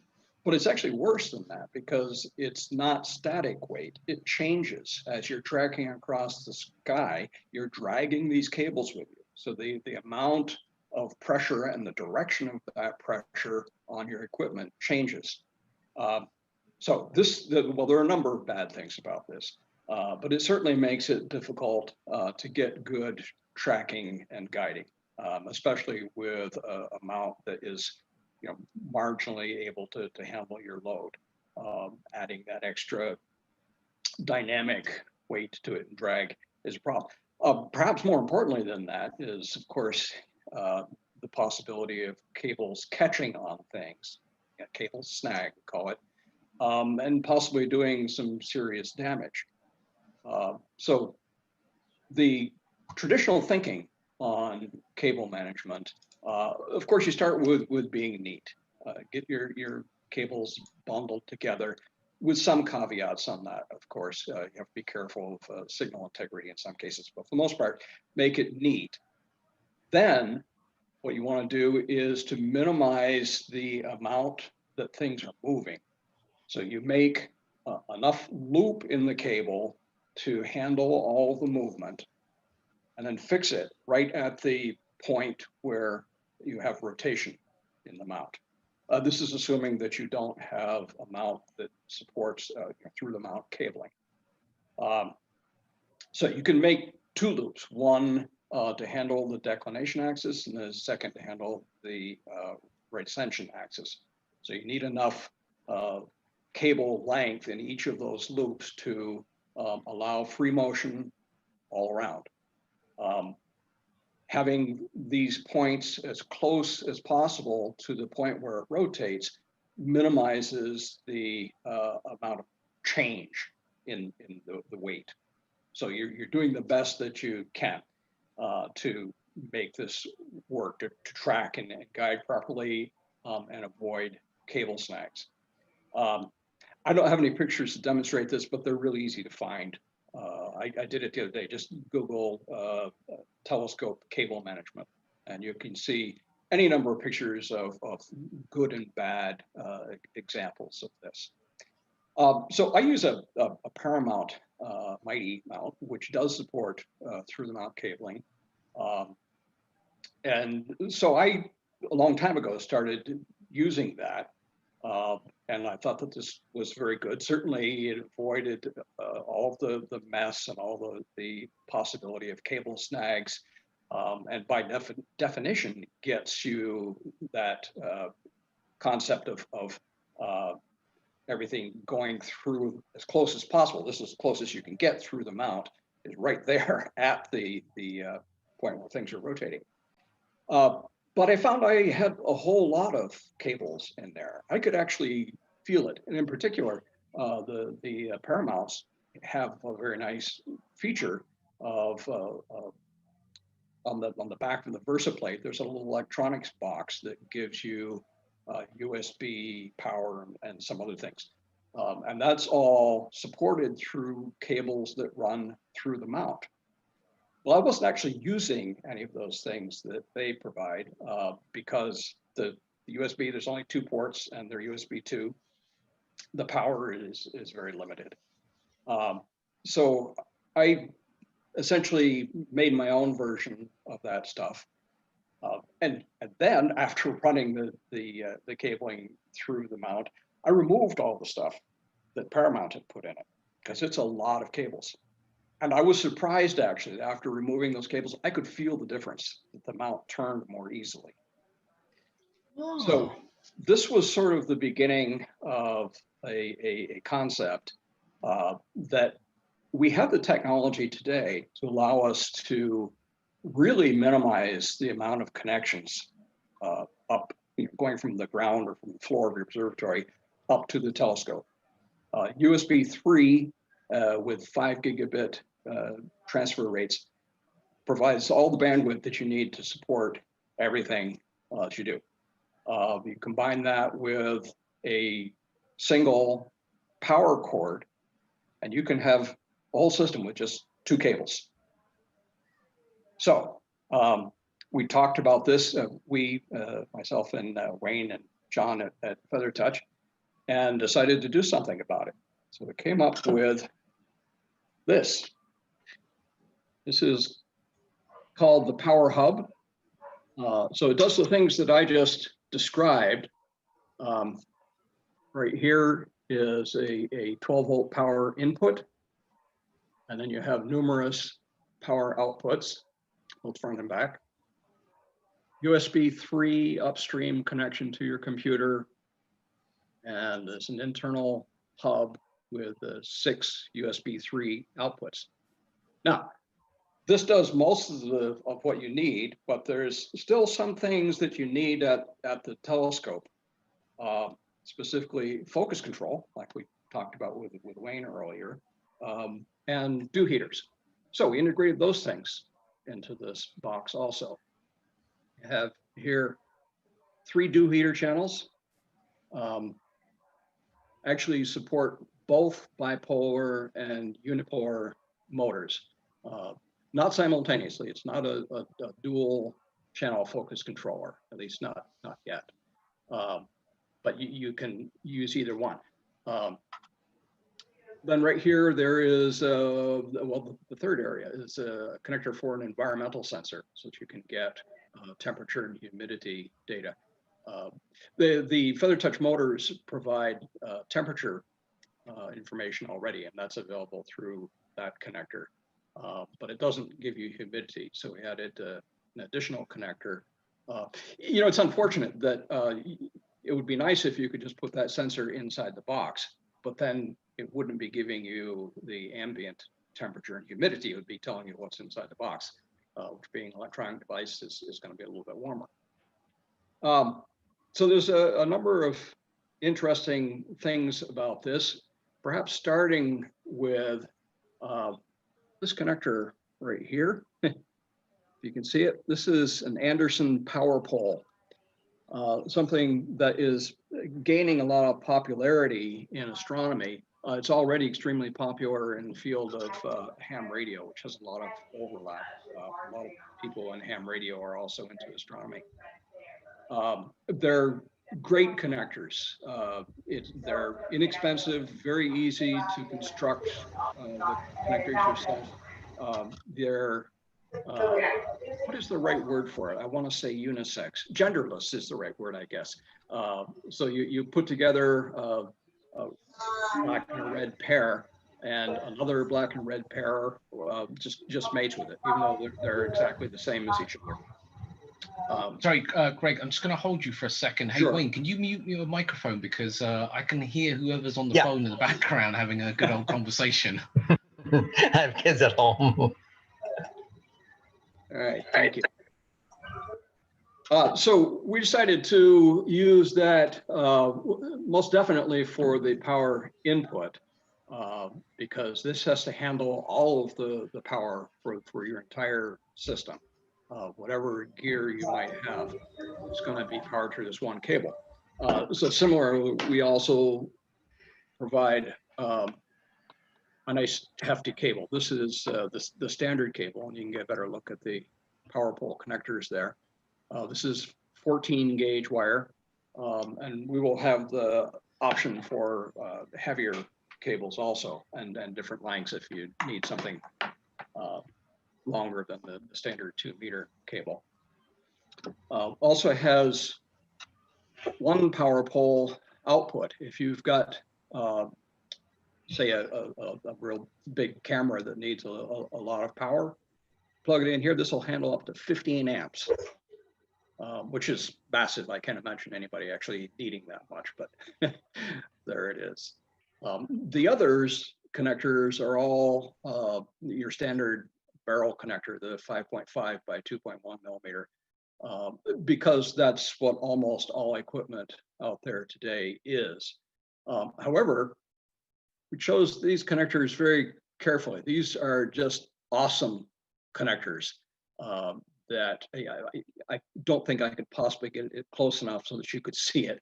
But the outer contact here has multiple fingers that really grab onto the outer barrel of the connector really well. So I'm impressed with how well they work. You know, you could have used the threaded connectors that you often find on some astronomy gear. But unfortunately, that doesn't help if you don't have the right mating connector. Whereas with this thing, you can use essentially any 5.5 by 2.1 millimeter barrel connector. It'll mate with this and it'll make excellent contact. So let's see. I have a demonstration of the accompanying software app, but maybe I should pause here and see if there's some questions before we jump into that. Let me just make sure Wayne is unmuted now. So just unmute your microphone, Wayne. Okay, I'm good now. Okay, great. So there are a couple of questions that came right off the bat, other than Steve Ramsden saying he'll see you next year, assuming leave happens. I'm going to go for the obvious one first. How does this compare with other devices? The guy was pointing out something specifically. I'll answer that part in just one second, but how does this compare to all the other products out there? Because I believe that there are 2 or 3 different companies out there now with similar products. So what did you do different in the approach? Yeah, well, first of all, we should divide them into 2 categories. Those that have processors and those that don't. So for example, and the ones with processors actually a pretty wide range too, anything from the ASI Air up to the new BISC Sky Fusion product, which has a very powerful processor in it and correspondingly high price. And then there are a number of products more similar to this. We decided not to put a processor in it for a couple of reasons, but what it really comes down to is this. The processor that you use for your astrophotography it needs to be flexible. Things change all the time in the software world. You know, we have new versions of software all the time. And when new software comes out, it's always going to be first for the Windows market. If you build a processor into a box like this, you have a choice. You can either make it an inexpensive, low power kind of processor, which can work for a lot of people. And a lot of people are very happy with systems like that. But you're limiting yourself. You know, someday you're going to want to do something that either the processor doesn't have enough power to do, or the software is just not available for that platform. So I personally believe that using a laptop computer, you know, it's a commodity. They're very powerful and inexpensive. if we tried to replicate that to put inside a box like this, there's no way that we could do it as cost effectively as the computer market does. They make them by the millions. So we decided not to go that route. All right, so comparing it with other boxes that don't have processors in them, basically, this is pretty similar to many of them. I just tried to make it better in every way that it could. Let's start with the power pole connectors. These are great connectors for high current applications like this. Frankly, you need a good power cable. If you're going to feed everything through a single cable, it has to be able to carry that current, not just from a safety perspective, but you don't want to have too much voltage drop. The more current you're drawing from it, the more the resistance in that wire matters. You get voltage drop, and then you're not really getting 12 volts to the system. So we made the system capable of carrying lots of current. It actually will support up to 30 amps, although I can't really imagine anybody ever needing that much. The standard cable is 14 gauge, much heavier than I've seen from any other similar products. And we can provide you with heavier than that if you want, up to 10 gauge, which is very substantial. So all the internal circuitry is designed to handle that. It uses heavier than normal copper planes in the circuit board to help both with the current and with heat dissipation. The focus controller, of course, is a big part of it. That was what we did first with Feather Touch and the EFS product. So this has essentially the same controller built into it, plus the support for unipolar motors. Some of the competitive products, I think Wayne mentioned one that nominally supports the Feather Touch motors, but not really very well. Yeah, and I think Wayne was talking about there's just too much power. Well, I can be a little bit more precise with that. With the bipolar motors, they're actually 5-volt motors, and you have to control the current. I mean, you got the 12-volt supply. So they uses pulse width modulation to limit the current going to that motor. So the controller that Wayne was talking about doesn't do that. It's providing full 12 volts to that motor, which will burn it out eventually. Right. So one of the things that you probably haven't mentioned, and to me this is a critical part in terms of this particular product, is this is actually made here in the US. This is not stuff that is sourced from another country, imported, dragged over, or whatever the case may be. It's made here in the US. And Jeff from Optech is a prime example of somebody who champions this type of mentality, is having a product that is designed in the US, made in the US, manufactured and whatever, and it's made by an astronomer for an astronomer. That's the critical part to all of this. So a lot of time and effort has actually gone into thinking about how this particular box comes together. A lot of people are asking, what is this box called? Because obviously people are going to want to buy it at some point. Do you want to do that part now, or should we do that later towards the end? I don't know if you want to do it now, Wayne. Oh, I'll let Greg take care of that. But All right. what you just said, Simon, was very key. When people purchase stuff, again, it doesn't even have to be in astronomy. If they have a problem, who do they call? Are they trying to get a hold of somebody overseas? Or are they trying to get a hold of a reputable company in the U.S.? Much easier dealing with a U.S. service agent, whether it be a language or time frame issue. It's just the quality is so much better long term. Right, exactly. And I think that's one of the biggest things that really puts a dent in people here in the US specifically. I know there's a lot of people around the world that watch this And obviously you guys will have the opposite problem to what we have. But for the people watching here, the products that I usually buy, I want to know that the manufacturer is behind it and supports it every step of the way, and I can talk to somebody. And to be totally honest, even if you called Wayne, as long as they're within office hours, doesn't matter where in the world you are, he will answer.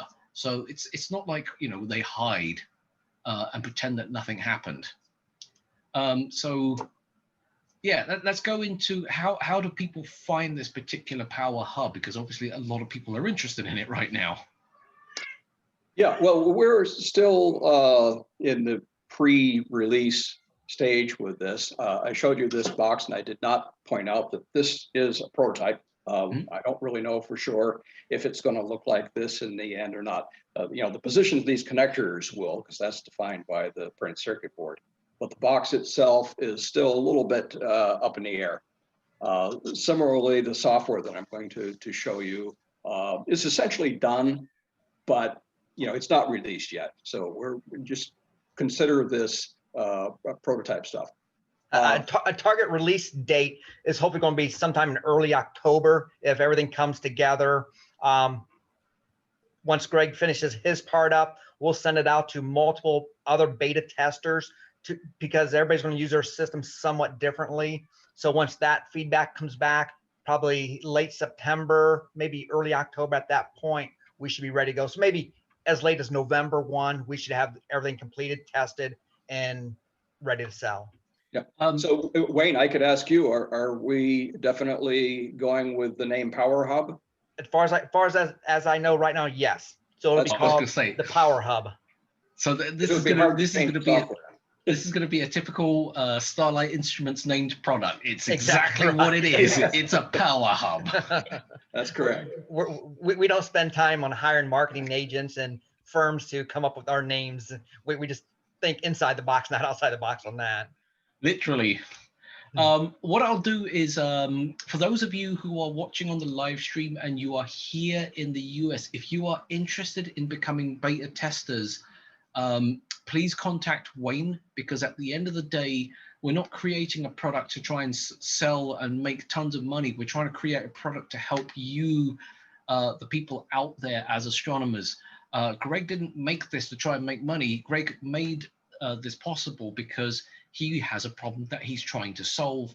And instead of just doing it for yourself, why not share it out with everybody else? So if you're interested in participating in this beta testing, and I'm just going to let you know, it is a bit of a closed system, so you do have to ask to be a part of it. You know, we just don't just randomly send stuff and just never ask for it back. You will have to return this, so you don't get to keep it. You know, be aware, you are a tester. But I do ask any of you guys who are in the US watching the stream, if you want to become a beta tester, please get in touch with Wayne, and we'll see what we can facilitate through that. Yeah. And I should clarify here that there has already been a fair amount of testing. I don't call it alpha testing or whatever, but I've had a number of people had this for almost 2 months now, as we were continuing to develop it. And I'm very grateful to those testers. They found one very large bug and numerous little things that have all been cleaned up now. Just to answer Ben's question real fast, it says, how does it compare to the Eagle, or is it an alternative product? It is not the same as the Eagle. The Eagle is a different situation. The best way for me to describe the Eagle is if you are going to do a set up and tear down remote system and you're trying to keep everything self-contained, that's what this is for. That's what the Eagle is for. Not to say you can't use this particular product in the same fashion. You still have to have a cable that runs back to you because it's not completely Wi-Fi. So that's the essential difference. There's a computer inside of an Eagle, obviously, because that's what it's about, whereas this is an actual power box. Right. Oh, that's a good question. How does it, if I wanted to attach this to a telescope, how does it attach to the mount, the scope, or whatever? I don't think we covered that part. Yeah, and that's, as I mentioned, this prototype here, actually, this one doesn't have it, but there are some little tabs that come off from the ends of this with quarter 20 holes in them. In this one, this is my own unit. I drilled and tapped a hole right in the center so that I do this right to a plate on the top of the telescope.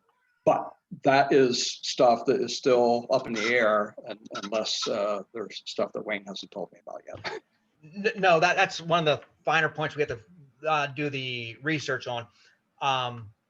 Different types of setups, different how to attach it. So that's one of the last parts that we have to do yet. And that's where the feedback from other customers come from. Mounts are going to be different. How their setups going to be different. What's, I don't say universal, but what a flexible way to mount it that services multiple people at one time. Again, if you guys have suggestions, we're all ears. Again, this is something that we are designing for you guys to use at the end of the day. Stupid question. How much does it weigh? That is a good question. I've never weighed it. It would hurt if you hit your head with it. It's all metal, of course, aluminum. I have no idea. If you like, I can go grab some scales and measure it. Well, I mean, this is still the prototype product, so we probably don't want to get the weight of it just yet. Are you guys going to also treat the board as well? Because this thing sits outside, and the number one biggest problem is dew. I know an electronic device already creates enough heat on its own to try and keep the dew off, but what if I leave it out and it's not on and it dews up and I turn it back on? And water and electricity doesn't mix very well. Right. So are you guys planning on doing things like that, spraying the boards, or have you already addressed that issue? It's a great question, one that I was not expecting, but I do have an answer for it. Oh, good. The way to do that is what's called conformal coating. In my career, I did some military electronic stuff, and that is the standard procedure there. But it's also extremely expensive to do. So I don't know of any electronic products out there that do that. Maybe some of the real high-end mounts do, not sure. But nothing that I've ever run across does it. It's possible we could do it as an option on this. I would certainly like to have it, but it's very expensive.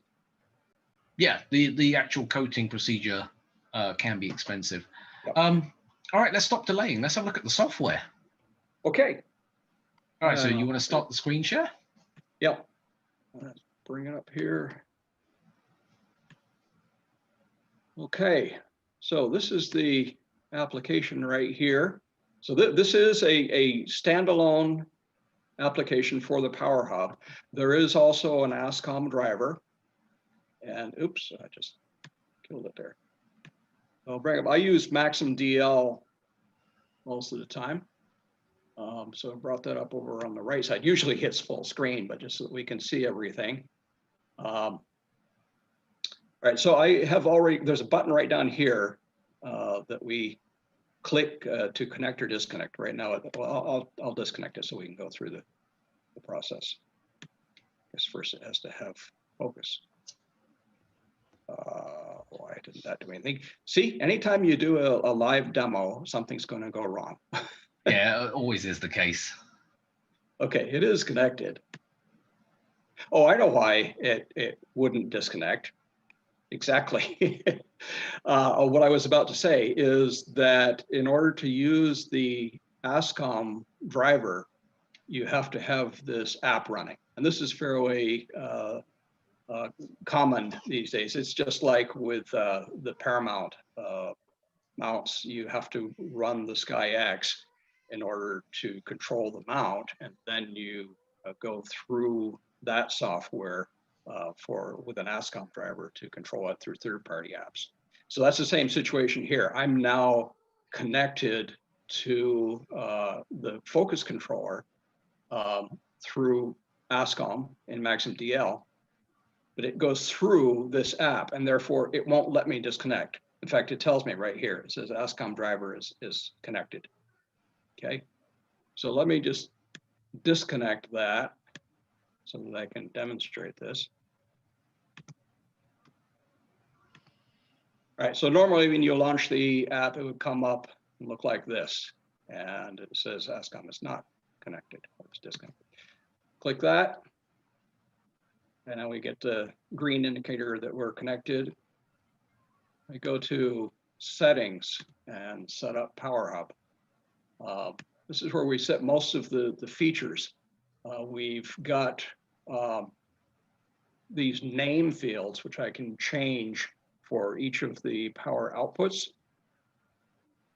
Currently, actually, I'm going to call it big load on output 1 because I have a huge power resistor on there.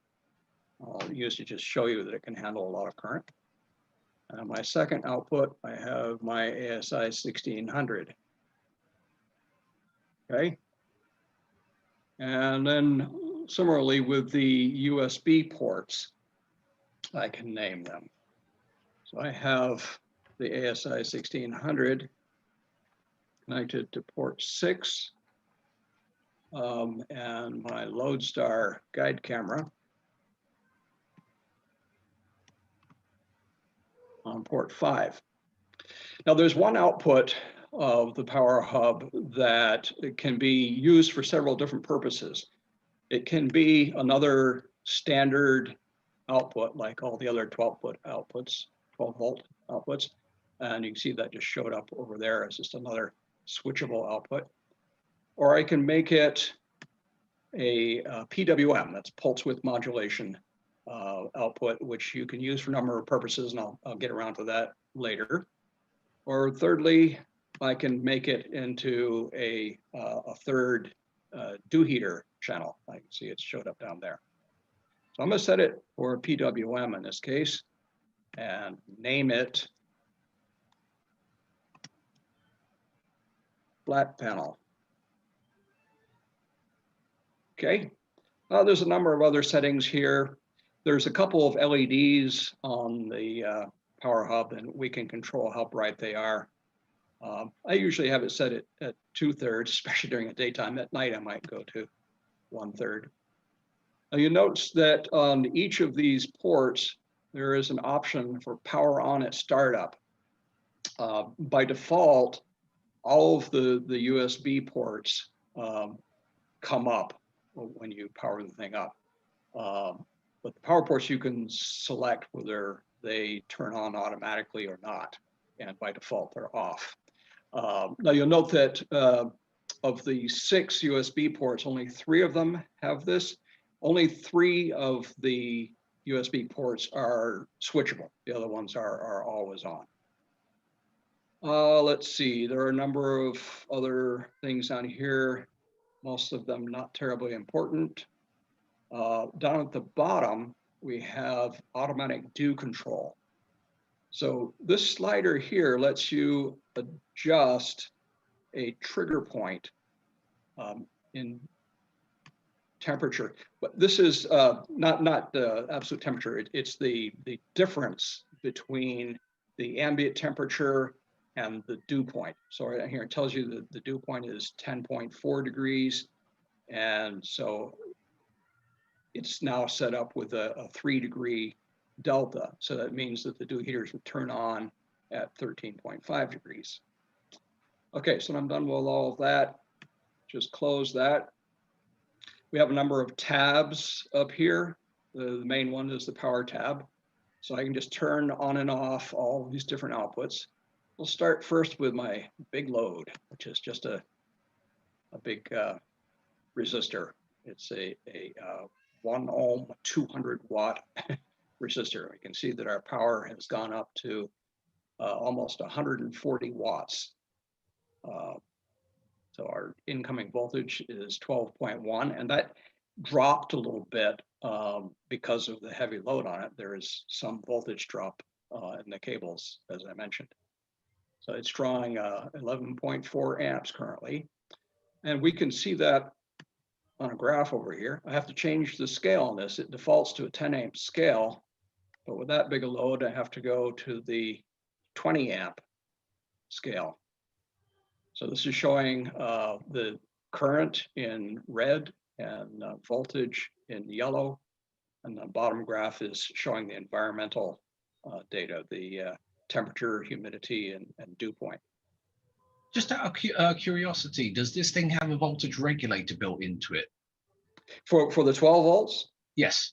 No, it does not. That was actually one of the very first questions that came up from a tester. It's something that I seriously considered in the design, but the bottom line on it is it's expensive and not as useful as you might think. Here's what it comes down to. Any of your astronomy gear that really needs a tightly regulated voltage, like a camera, is going to take 12 volts in and regulate it down itself to what it needs, typically 5 volts or 3.3 volts or even lower. The things that do matter, what the voltage is, are things like dew heaters and thermoelectric coolers. The higher the voltage is, the stronger that effect. I'm not going to say more efficient, because that isn't technically true. But obviously, if you are running your dew heater at 13 volts, it's going to run hotter than it would at 11 volts. So it would be nice for those situations to have regulated outputs. But the truth is that if you've got 12 volts coming in unregulated and you want to regulate 12 volts output, that's hard to do, especially in that in-between area. If your input is exactly 12 and your output also wants to be 12, it doesn't know, am I trying to raise the voltage or lower the voltage? These are like two entirely different operations for a DC to DC converter.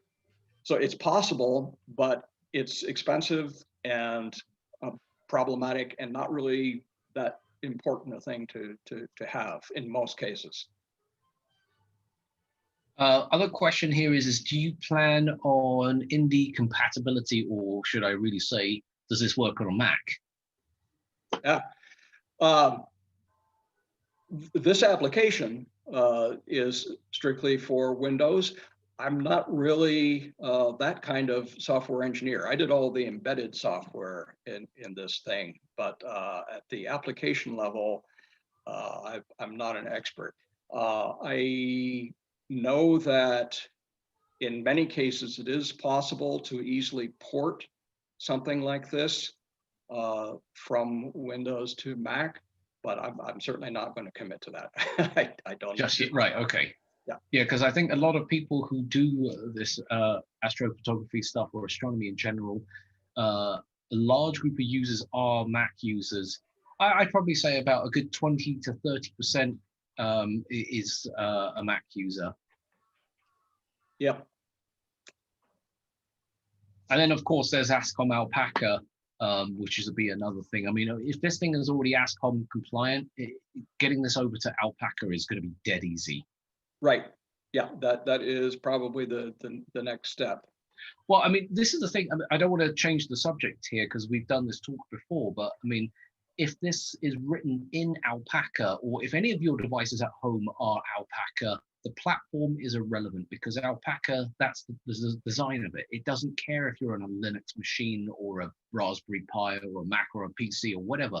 It will work across platforms. So again, the groundworks for creating something like this to work in Alpaca is already there. The only difference here is the end user is what adopts it, not us. We can't force you to do anything. Here's a good question. So would this be a solution if I wanted to control a unipolar motor on an OTA and a bipolar motor on another OTA the next time I want to use it? In other words, not side by side or at the same time, but if I have multiple setups is what he's referring to, I think. Yes. In fact, Wayne was talking about that before with the focuser boss controller, the fact that simply having two channels means that you don't have to change the settings. So we actually handle that here fairly well also. Bring up the configuration menu for the focuser. And right down at the bottom is a motor selection. So it has three predefined ones, the two feather touch motors, the handy stepper motor and the PDMS. The third one is your standard 12 volt unipolar, such as RoboFocus, such.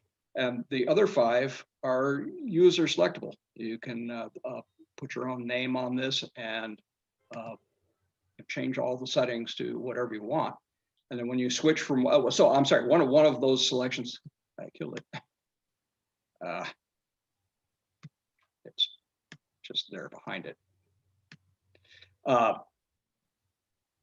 So right here is motor type. We can select bipolar or unipolar or no motor if you're not using it at all.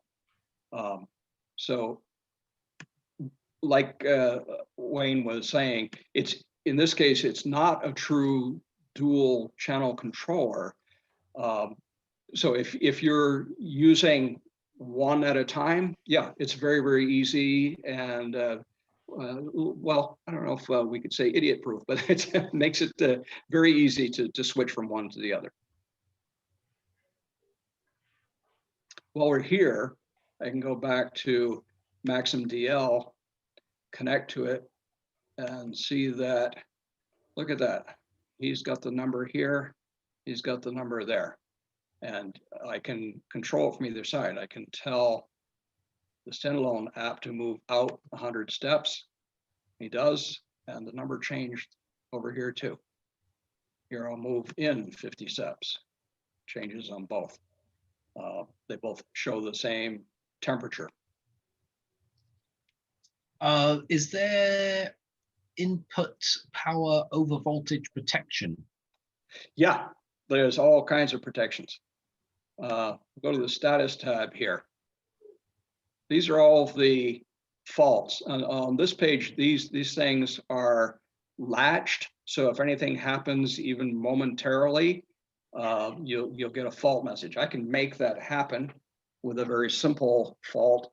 If I just unplug the environmental sensor, it'll take a little bit because it doesn't, yeah, there it goes now.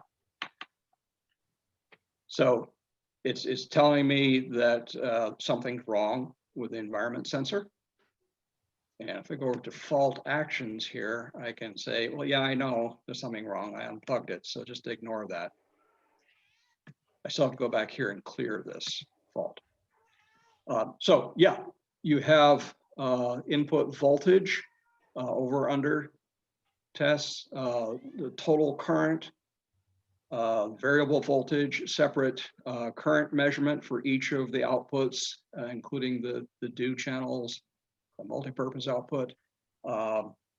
Like the environment sensor, there's also a fault if the motor temperature sensor fails. There's also a fault that comes from the driver chips for the focus motors. And lastly, there's an internal fault.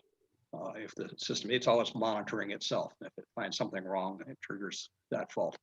Now, most of these things actually have two different levels of fault. See over here, we can select what to do on each of these faults.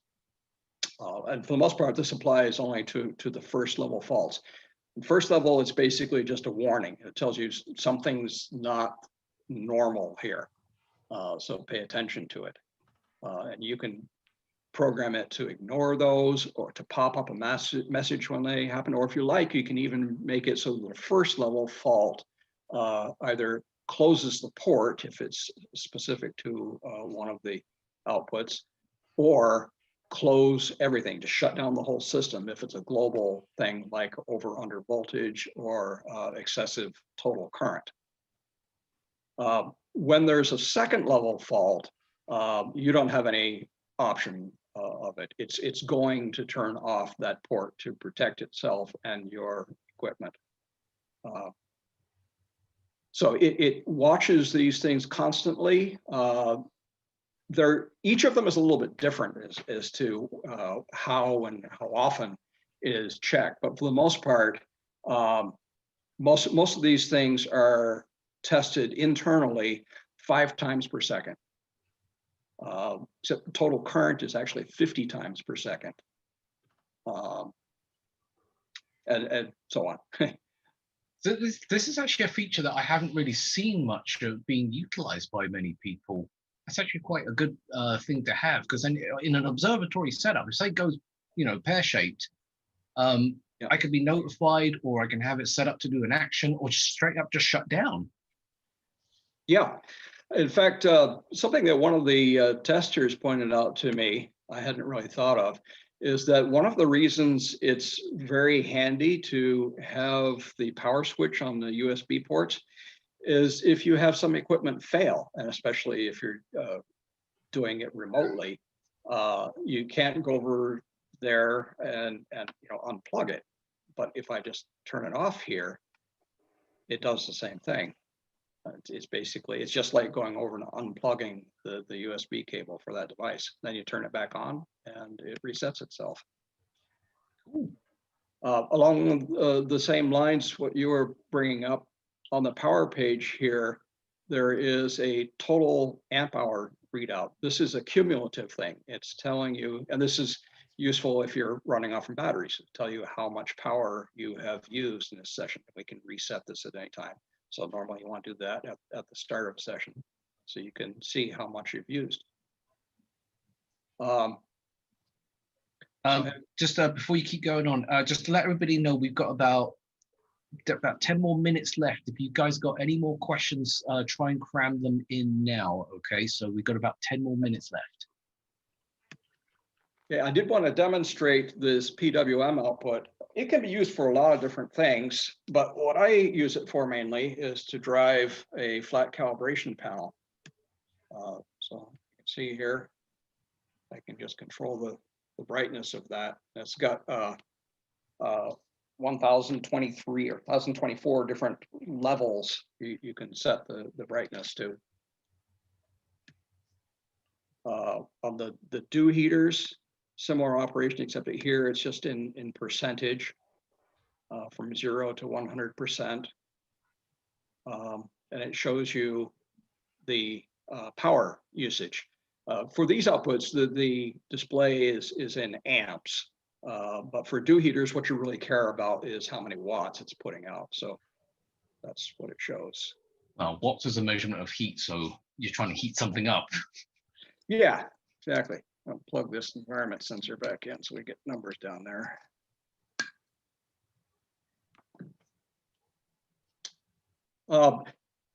Something I wanted to point out, I showed you the box here, and we have the standard RCA jacks for the dew heaters. These are actually terrible connectors. I'd like to find the person who first decided that this was the connector to use for dew heaters and just wring his neck or something, because they're just horrible. But we got like the best RCA jacks we could find there. I want to also point out that if you have a dew strap like this, it undoubtedly came with an RCA plug at the other end that is not even worthy of good audio equipment. This is a connector from a company called Pomona. I don't have the exact model number for it, but you can find it. Just Google Pomona RCA plugs. They make jacks also, but you want the plug. Get yourself some of these, cut off the crappy connectors that came with your dew heater straps, and put these on instead. They fit very nicely into the power hub. They just go right up against each other. They're just far enough apart that it fits. Do you have any questions? Yeah, one of this is a comment. I'm going to do the comment one first. It would be nice if you put an Ethernet hub into it. 2 would be enough. Mini computers in and out external network. Well, since there's no computer in this, there isn't anything for an Ethernet to go to. If you want to have a system with a processor mounted at the telescope, there are products like the Eagle that have that all integrated. And I told you why we decided not to go that route.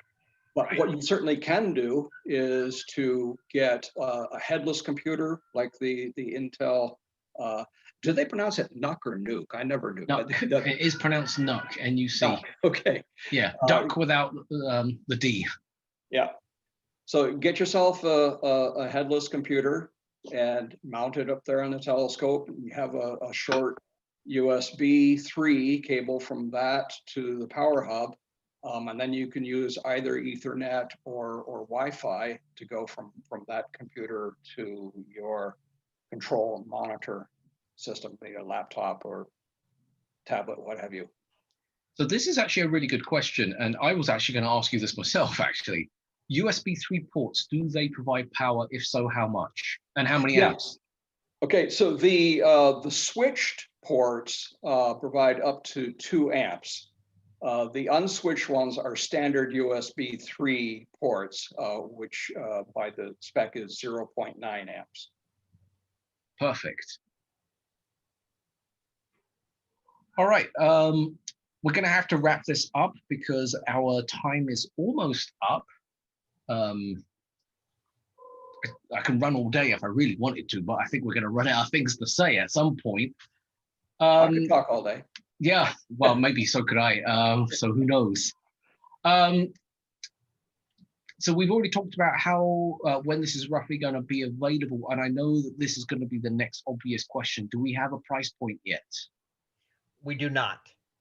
Some of it's going to depend on if we have to change the design of the box for mounting. Some of that could drive up $25 to $50 fairly easy. So I don't want to back myself into a corner yet. But by mid-September, all those options should be pretty much ironed out with pricing. Gotcha. And again, this is a product that's made here in the US. So for those guys who are in the US who are always looking for US products, you know, this is a great way to support a business that's here. Of course, if you're anywhere outside of the US, this is still going to have full support in the whole 9 yards. It's not like we're just going to create something just to make money. It is made to help astronomers because it's made by an astronomer. And Greg, you're already using this inside of your observatory. So, you know, you've thought about all these things and how you want to do the connections and stuff like that. Oh, one quick question before I forget. The power ports that you have, are they fused? And if they are, can the fuses be used or replaceable, or is this returned to manufacturer to get repaired?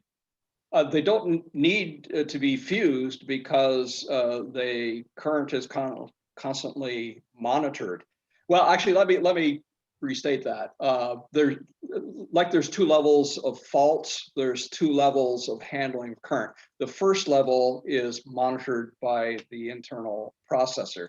So when it gets over the nominal current for the given output, and each of the outputs has a different rating because of the type of connector used.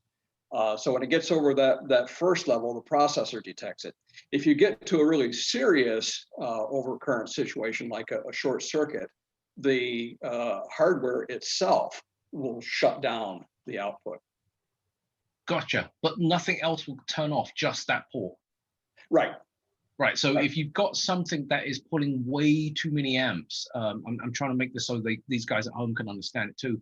If you've got a device that pulls way too many amps, it'll shut down that port, but everything else will stay up. Is that correct? Yeah.